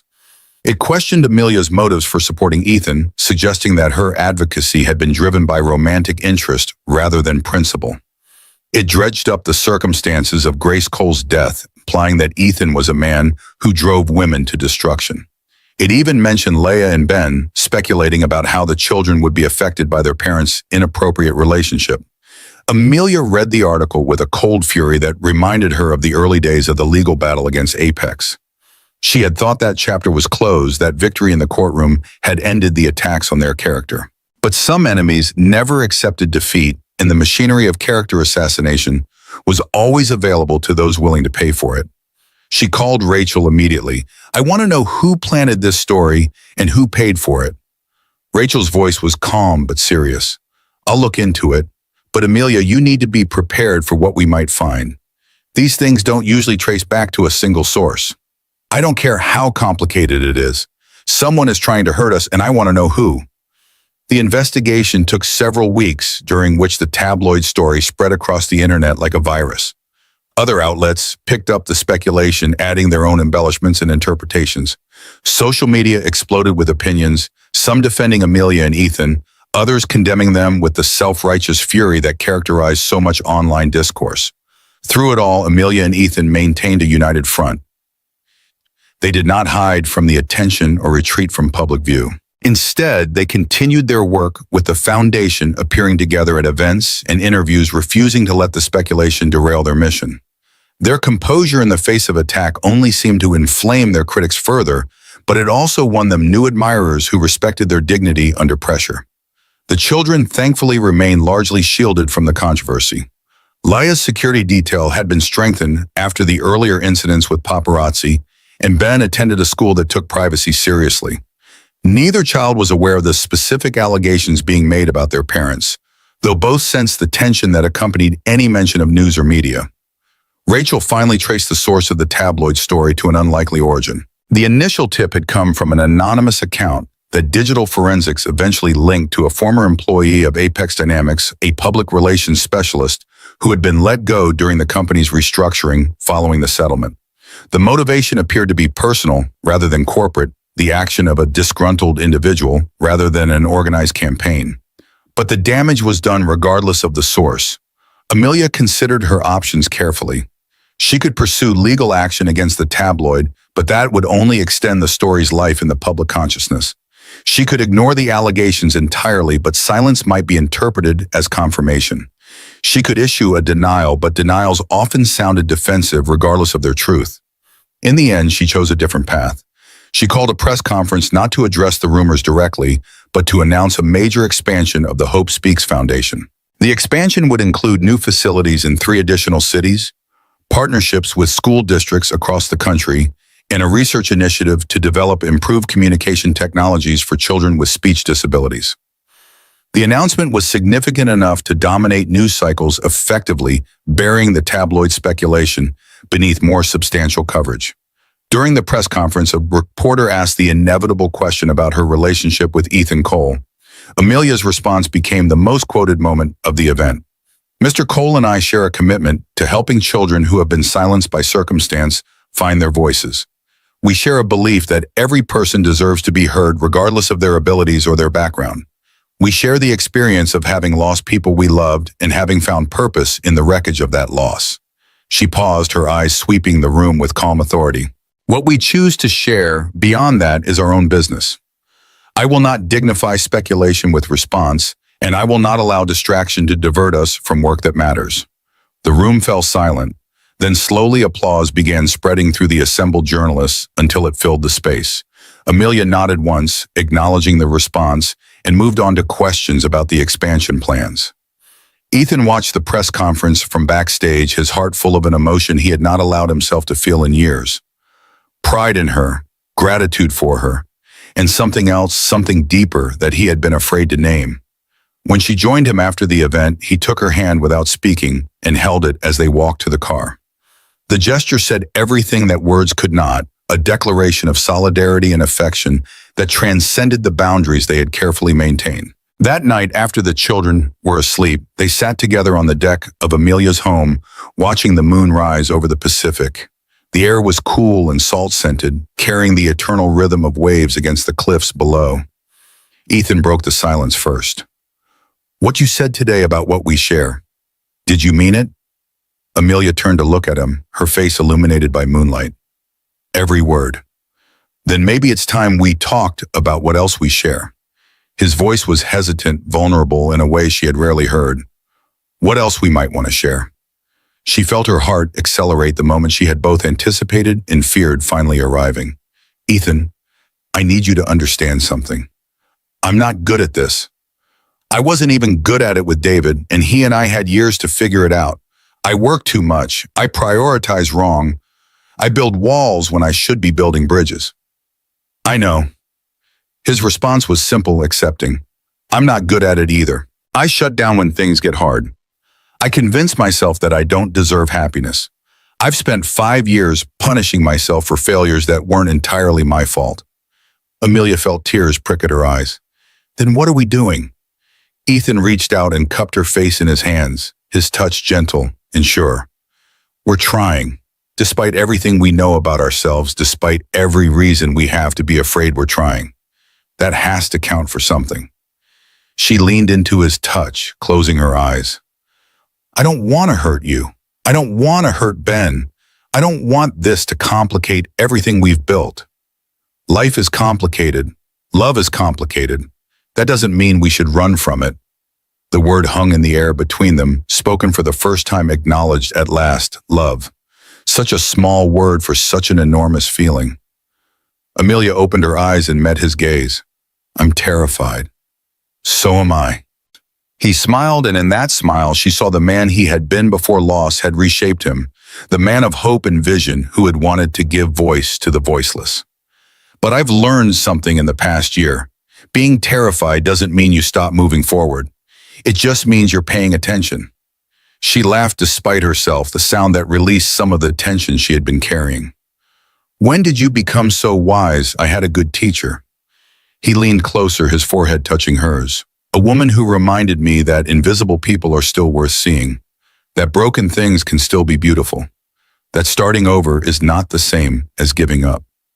Amelia closed the distance between them and kissed him. It was a gentle kiss, tentative and questioning, but it carried the weight of months of unspoken feeling. When they separated, both of them were breathing harder, both of them aware that something fundamental had shifted. "So what happens now?" she asked. Ethan took her hand and interlaced their fingers. "Now we figure it out together, one day at a time, one challenge at a time. The way we've been doing all along, except now we stop pretending we're just colleagues." The moon continued its arc across the sky as they sat together, no longer pretending, no longer afraid. The road ahead would not be easy, they both knew that. There would be complications with the children, adjustments to their public personas, negotiations between two lives that had been shaped by solitary grief. But there would also be joy, the kind of joy that comes from finding unexpected connection in unexpected places. The foundation continued to grow in the months that followed its reach, shining as Amelia had announced, its impact multiplying as Ethan returned his focus to direct service. New staff members took on the administrative burden that had been crushing him, freeing him to do the work that had always been his calling. The waiting list shortened as capacity increased, and families across the country began to experience the transformation that effective communication could bring. Leia flourished under the continued attention. Her sign language had become fluent, and she served as an unofficial ambassador for the foundation, demonstrating to other children that silence did not mean isolation. Her voice had not returned, the psychological barrier still holding firm, but she no longer seemed troubled by its absence. She had found other ways to be heard, and those ways were enough. Ben remained her constant companion, their friendship deepening into something that resembled siblinghood. He looked out for her with the protective instincts of an older brother, and she challenged him with the stubborn determination that was her mother's legacy. Together, they navigated the complicated terrain of being children whose parents were becoming something more than friends, and they did so with a resilience that continually amazed the adults around them. The public eventually lost interest in speculating about Amelia and Ethan's relationship. Other scandals emerged, other stories captured attention, and the billionaire and the former janitor faded from tabloid consciousness. Those who followed the foundation's work knew that the two were partners in every sense, but the nature of that partnership had become unremarkable, simply another detail, in a story that had already provided more than enough drama. As spring turned to summer and summer stretched toward fall, the sense of crisis that had defined the past 2 years gradually gave way to something more sustainable. The legal battles were concluded, the corporate enemies neutralized, the public narrative firmly established. What remained was the work itself, the daily practice of helping children find their voices, the slow accumulation of small victories that added up to something meaningful. Amelia found herself thinking less about protection and more about possibility. The walls she had built around herself and Leia had not disappeared entirely, but they had become more permeable, allowing connection where once there had been only defense. She still worked too much, still struggled to balance professional demands with personal presence, but the struggle no longer felt desperate. She was learning slowly to trust that the world would not collapse if she loosened her grip. Ethan continued to heal, though the scars of his losses would never fully fade. Grace's memory remained with him, a presence that shaped his work and informed his compassion. But he no longer felt defined by her absence, no longer believed that happiness was something he had forfeited forever. He had found a new life in the ruins of the old one, and that new life had room for joy. The children grew as children do, their personalities crystallizing into forms that would carry them into adulthood. Leia developed a passion for visual art, spending hours creating drawings and paintings that expressed the things she could not say aloud. Ben discovered a gift for mathematics, his analytical mind finding patterns in numbers the way his father had once found patterns in communication. They encouraged each other's interests, different enough to avoid competition, but close enough to share in each other's successes. And through it all, the work continued. Children who had been silent learned to sign. Families who had been isolated found community. Technologies that had been stolen were restored to their original purpose, serving the people they had been designed to help. The mission that Ethan had pursued since the beginning of his career, the mission that corporate greed had interrupted but could not destroy, moved forward day by day. Hope Speaks indeed. The anniversary of Hope Speaks Foundation arrived on a morning that seemed designed for celebration. Sunlight poured through the tall windows of the newly constructed center in downtown San Francisco, illuminating the open spaces that had been designed with children in mind. Bright colors adorned the walls and artwork created by the young people. The foundation served each piece a testament to the voices that had been discovered within these rooms. Amelia stood at the edge of the main hall, watching the final preparations unfold. Caterers arranged tables with precision. Audio technicians tested microphones and speakers. Security personnel conducted their careful sweeps, ensuring that the hundreds of guests expected would be safe throughout the event. 1 year ago, she had stood in a converted warehouse in Oakland and announced the beginning of something new. Now that something had grown into this is a purpose-built facility that would serve as the flagship of a national network. The journey from there to here had been marked by obstacles she could never have anticipated. Funding challenges had nearly derailed construction twice. A key contractor had abandoned the project midway through, forcing them to find replacement workers on an impossible timeline. The city had raised unexpected permitting issues that required months of negotiation to resolve. Each problem had seemed insurmountable in the moment, and each had eventually yielded to persistence and creativity. Ethan appeared beside her, his presence now as familiar as her own heartbeat. He wore a suit that actually fit him properly, a departure from the borrowed formal wear of earlier events, and his face held an expression of wonder that she had come to recognize. He still marveled at what they had built, still seemed surprised that dreams he had abandoned could reassemble themselves into reality. His voice was soft, meant only for her. I keep expecting to wake up, to find out this was all some elaborate fantasy my mind constructed while I pushed a mop through empty hallways. Amelia took his hand, their fingers intertwining with the ease of long practice. If this is a dream, I don't want to wake up either. They had stopped hiding their relationship months ago, the careful boundaries giving way to the simple truth of what they felt.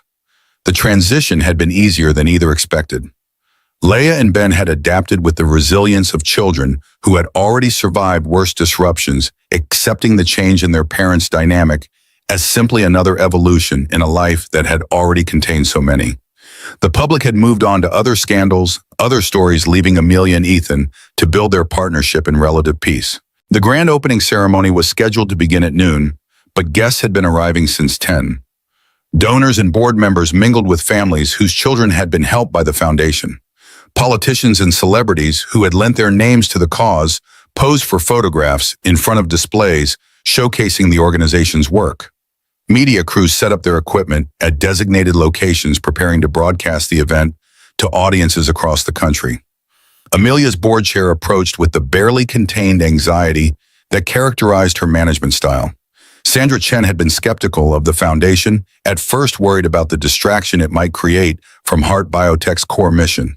But she had watched its growth with increasing admiration, eventually becoming one of its most vocal supporters on the corporate board. Her words came rapid fire, a checklist of concerns. The governor's office just confirmed she'll be arriving at 11:45. The keynote address needs to be moved up by 10 minutes to accommodate her schedule, and the sign language interpreters are asking about sightlines for the main stage presentation. Amelia nodded, her mind already adapting to the changes. Move the opening remarks to 11:50, that gives us buffer if the governor runs late, and have someone walk the interpreters through the stage layout now before the room fills up. Sandra hurried off to implement the adjustments, leaving Amelia and Ethan alone again in their small bubble of calm within the surrounding chaos. Ethan watched the activity with the detached amusement of someone who had learned to let others handle logistics.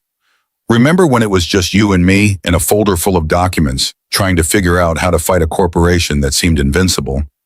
Amelia smiled at the memory. I remember thinking we were probably going to lose, that the best we could hope for was making enough noise to embarrass them. And now look at us. He gestured at the hall, at the hundreds of people filling it, at the evidence of impact that surrounded them. Building something that will outlast both of us. The thought struck Amelia with unexpected force. She had spent so much energy on the immediate battles, the daily crises, and quarterly milestones, that she had rarely considered the long-term implications of what they were creating. But Ethan was right. Hope Speaks had grown beyond them, had become an institution with its own momentum and mission. Whatever happened to its founders, the work would continue. The ceremony began precisely on schedule despite the last-minute adjustments. The governor delivered remarks that praised the foundation's innovative approach to serving children with communication challenges. Board members and major donors were recognized with the ritual appreciation that such events required. Video testimonials from families across the country played on screens throughout the hall, their stories of transformation moving many in the audience to tears. Then it was Ethan's turn to speak. He mounted the stage with a confidence that would have been unimaginable 2 years ago, when he had been a man who cultivated invisibility as a survival strategy. The audience fell silent as he approached the podium, their attention focused on the figure who had become the public face of a movement. He did not use notes. He never did. His words came from a place deeper than preparation, drawn from the well of experience that had shaped his understanding of what it meant to be silenced and what it meant to be heard. 2 years ago, I was cleaning floors in a building I used to dream of owning. His voice carried clearly through the speakers, reaching every corner of the vast hall. I had convinced myself that my story was over, that everything I had built and lost was gone forever, that the best I could hope for was to become invisible enough that the world would forget I had ever existed. He paused, letting the words settle over the audience. I was wrong. The admission hung in the air, simple and profound. I was wrong because I had forgotten something essential. Silence is not the same as disappearance. Being unheard is not the same as having nothing to say. Every person in this room, every child we serve, every family we support, they carry voices within them. Our job is not to give them those voices. Our job is to help them find the voices they already have. He turned slightly, his gaze finding Amelia in the audience. I found my voice again because someone saw me when I had stopped believing I was worth seeing. Someone heard me when I had stopped believing I had anything worth saying. Someone fought for me when I had stopped believing I was worth fighting for. The emotion in his voice was unmistakable now, raw and honest, in a way that public speakers rarely allowed themselves to be. That's what we do here. We see people, we hear people, we fight for people, not because they can't fight for themselves, but because sometimes we all need someone in our corner, someone who believes in us when we've stopped believing in ourselves. He straightened his tone, shifting from personal to visionary. In the next 5 years, we're going to expand to every state in this country. We're going to develop technologies that make communication accessible to everyone, regardless of their abilities or circumstances. We're going to train thousands of specialists who will carry this mission into communities we haven't even imagined yet. His voice rose with conviction. And we're going to do it because silence is too heavy a burden for any child to carry alone. Because every voice matters. Because hope speaks even when words cannot. And the applause that followed was thunderous, a wave of sound that seemed to shake the walls of the building. Ethan stood at the podium, absorbing the response, his face reflecting an emotion that mixed gratitude with something approaching disbelief. 2 years ago, he had been invisible. Now he stood in the light, seen by hundreds, his story an inspiration rather than a cautionary tale. But the ceremony was not over. As the applause faded, Ethan raised his hand for silence. There's one more thing I want to share with you today. His voice had changed again, becoming softer, more intimate. A moment that means more to me than any speech or statistic or strategic plan. He turned toward the side of the stage where Amelia now stood with Laya and Ben. The children had been waiting backstage throughout the ceremony, prepared for a moment that had been planned in secret for weeks. Leia walked forward slowly, her small form somehow commanding attention despite the vastness of the stage. She wore a dress that Amelia had helped her choose, simple and elegant, and in her hands she carried a device that glinted in the stage lights. It was the latest prototype of SignLink 2 refined through months of development, capable of translating sign language into spoken words with remarkable accuracy and naturalness. The audience watched in hushed anticipation as Leia took her place beside Ethan. Her dark eyes swept across the crowd, showing nervousness, but also determination. This was the moment she had been preparing for, the reason she had practiced for hours each day, the goal that had given focus to her recovery. Her hands rose and began to move, forming signs with the fluency that months of instruction had developed. The device in her hands processed each gesture, translating them into synthesized speech that carried through the hall's speakers. My name is Laya Hart.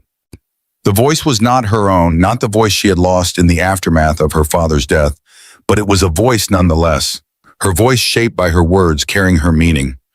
I am 7 years old. I could not speak for a long time because something sad happened to me and my family. She paused, her hands trembling slightly before resuming their movement. But then I met someone who understood my silence. He showed me that I could still talk, just in a different way. He showed me that being quiet doesn't mean being alone. Tears were streaming down faces throughout the audience. Amelia watched from the side of the stage, her own eyes burning, her heart so full it seemed impossible that her chest could contain it. Leia's signs continued, the device translating faithfully. My mom used to be very scared. She wanted to protect me from everything. But now she knows that protecting me doesn't mean keeping me away from the world. It means helping me find my place in it. She turned to look at Ethan, her expression softening with affection. Mr. Ethan taught me how to use my hands to speak. He and his son Ben became part of our family, not because anyone told them to, but because love finds people who need it. The audience was completely silent now, every person holding their breath as this child delivered a message that no adult could have crafted. My dad died 2 years ago. I miss him every day. Leia's hands moved more slowly now, the signs heavy with the weight of what they expressed. But he would want me to be happy. He would want my mom to be happy. He would want us to have people who love us and take care of us. She turned back to face the audience directly. I want to say something that I've been practicing for a long time, something I want everyone to hear. Her hands stilled. The device fell silent, and then impossibly miraculously, Leia opened her mouth and spoke. Her voice was small, rough, from years of disuse, barely above a whisper. But the microphone caught it, amplified. It carried it to every corner of the hall. I love my family, all of them, the old and the new. The sound that followed was not quite applause and not quite cheering. It was something more primal, a collective release of emotion that had built throughout her presentation and now erupted in response to those simple words. People rose to their feet. Some sobbed openly. Others embraced strangers beside them, united in the witness of something extraordinary. Amelia was already moving, crossing the stage to gather her daughter in her arms. The device clattered to the floor, forgotten in the intensity of the embrace. Behind them, Ethan lifted Ben, who had watched his friend's triumph with tears streaming down his own face. The four of them stood together on the stage, a family forged in the crucible of loss and rebuilt through the patient work of love. The applause continued, rolling over to them in waves, but they barely heard it. In that moment, there was only the tight circle of their embrace, the beating of hearts that had found their way home. Later, after the ceremony had ended and the guests had departed and the cleaning crews had begun their work, Amelia stood on the roof of the new building and watched the sun set over the city. The skyline of San Francisco stretched before her, familiar landmarks, punctuating a landscape she had known her entire adult life. This was the city where she had built her career, lost her husband, found her purpose, and discovered love again. It held her history in its streets and buildings, a map of everything she had been and everything she had become. Ethan joined her as the last light faded from the sky. He carried 2 glasses of champagne, a small celebration for what they had accomplished and what they had witnessed. She took the glass he offered and clinked it against his. To hope speaks. He shook his head slightly. To hope, period. The kind that doesn't need a foundation or a building or a press conference. The kind that just exists in the spaces between people who care about each other. They drank in comfortable silence, watching the city lights emerge as darkness settled over the bay. Somewhere below, their children were being looked after by staff who had become extended family, trusted with the care of the 2 people who mattered most in the world. Amelia spoke without looking at him, her voice carrying thoughts she had been holding for days. I want to ask you something important. Ethan turned to face her. Anything. She met his eyes, finding in them the steadiness that had become her anchor through turbulent seas. Move in with us, officially. You and Ben, stop pretending we're 2 separate households when we haven't really been for months. The question was not unexpected, but it still carried weight. They had been building toward this moment incrementally, each step forward tested and confirmed before the next was taken. But there was a difference between gradual progress and explicit commitment, between the assumption of togetherness and its declaration. Ethan's response came without hesitation. Yes. Amelia felt something release in her chest, a tension she had not realized she was carrying. Just like that. Just like that. He set down his glass and took both her hands in his. I've been waiting for you to ask, or working up the courage to ask you myself. I wasn't sure which of us would get there first. She laughed, the sound carrying across the rooftop and dissolving into the night air. We're quite a pair, aren't we? Two people who run major organizations, who face down corporate enemies and media scrutiny and impossible odds. But we can't figure out how to have a simple conversation about where we want to live. Simple conversations are harder than complicated ones. His thumb traced circles on the back of her hand. Complicated ones have procedures and protocols. Simple ones require honesty. Amelia leaned forward and kissed him, tasting champagne and possibility. When she pulled back, she kept her forehead pressed against his, unwilling to create distance. I want to build a life with you. The words came easier now that the first barrier had fallen. A real life. Not just the foundation and the public appearances and the work, though I want all of that too. I want Sunday mornings and homework supervision and arguments about whose turn it is to take out the garbage. I want ordinary. Ethan's voice was rough with emotion. I had ordinary once. I lost it.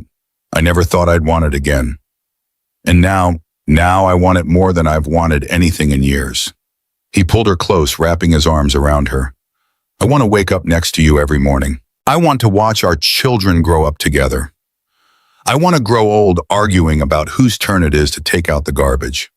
They stood together on the rooftop as the stars emerged overhead, two people who had found in each other something neither had expected.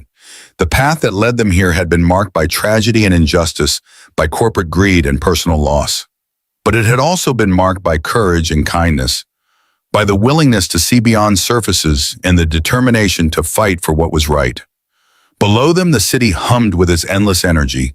Millions of lives unfolded in apartments and houses and shelters, each one a story of struggle and hope. The Hope Speaks Foundation would touch some of those lives, would help children find their voices and families find their strength. But the foundation was only one expression of something larger, a principle that Ethan had articulated in his speech, and that they both tried to embody in their daily choices. Every person deserves to be heard. Every voice matters. Every silence can be transformed into speech, given the right support and the right belief. Amelia thought about Laya's words on the stage, the ones spoken through the device, and the ones spoken with her own recovering voice.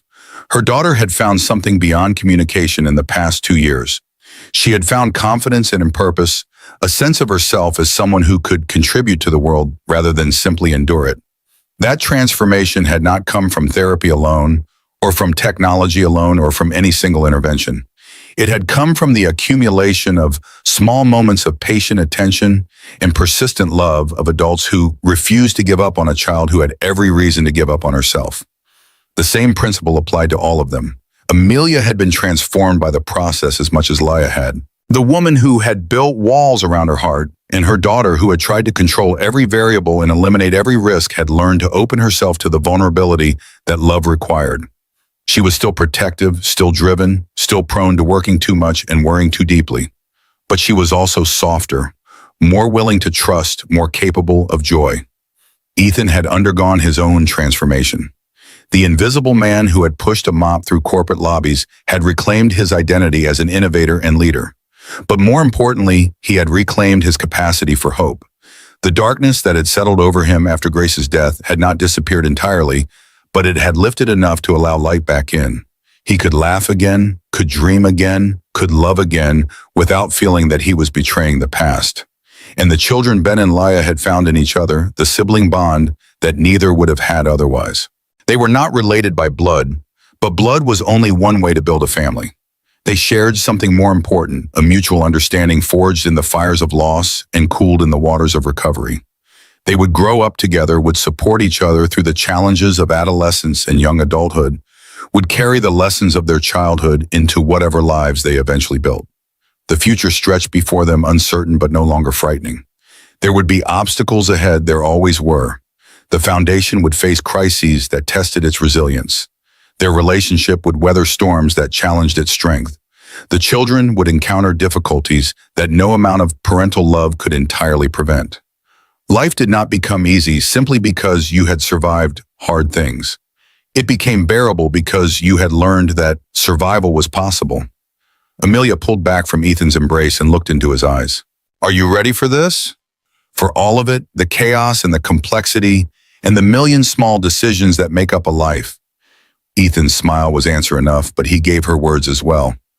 I've been ready since the day I saw a frightened child in a lobby and decided that helping her was more important than staying invisible. I just didn't know what I was getting ready for. He took her hand and led her toward the door that would take them back inside, back to their children, back to the life they were building together. Let's go home. The words settled over Amelia like a blessing. Home.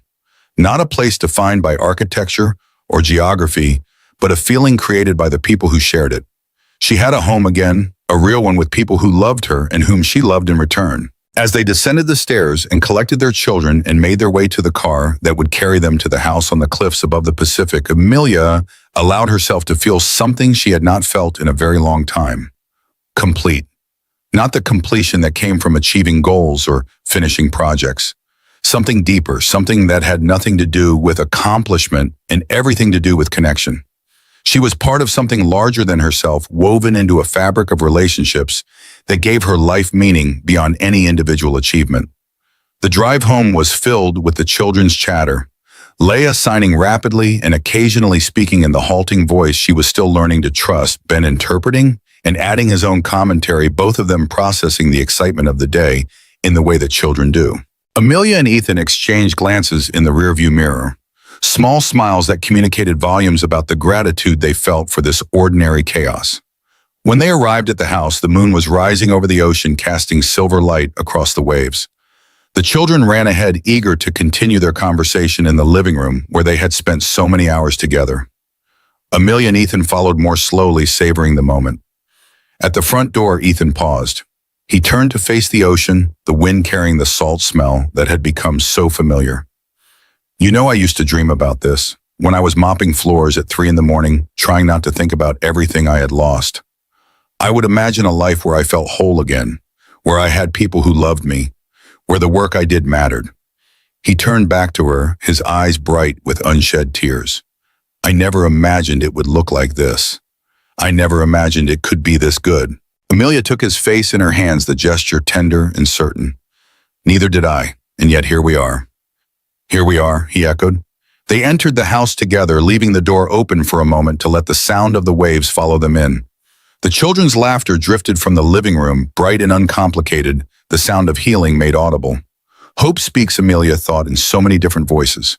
And sometimes if you're very lucky, it speaks in the voices of the people you love most.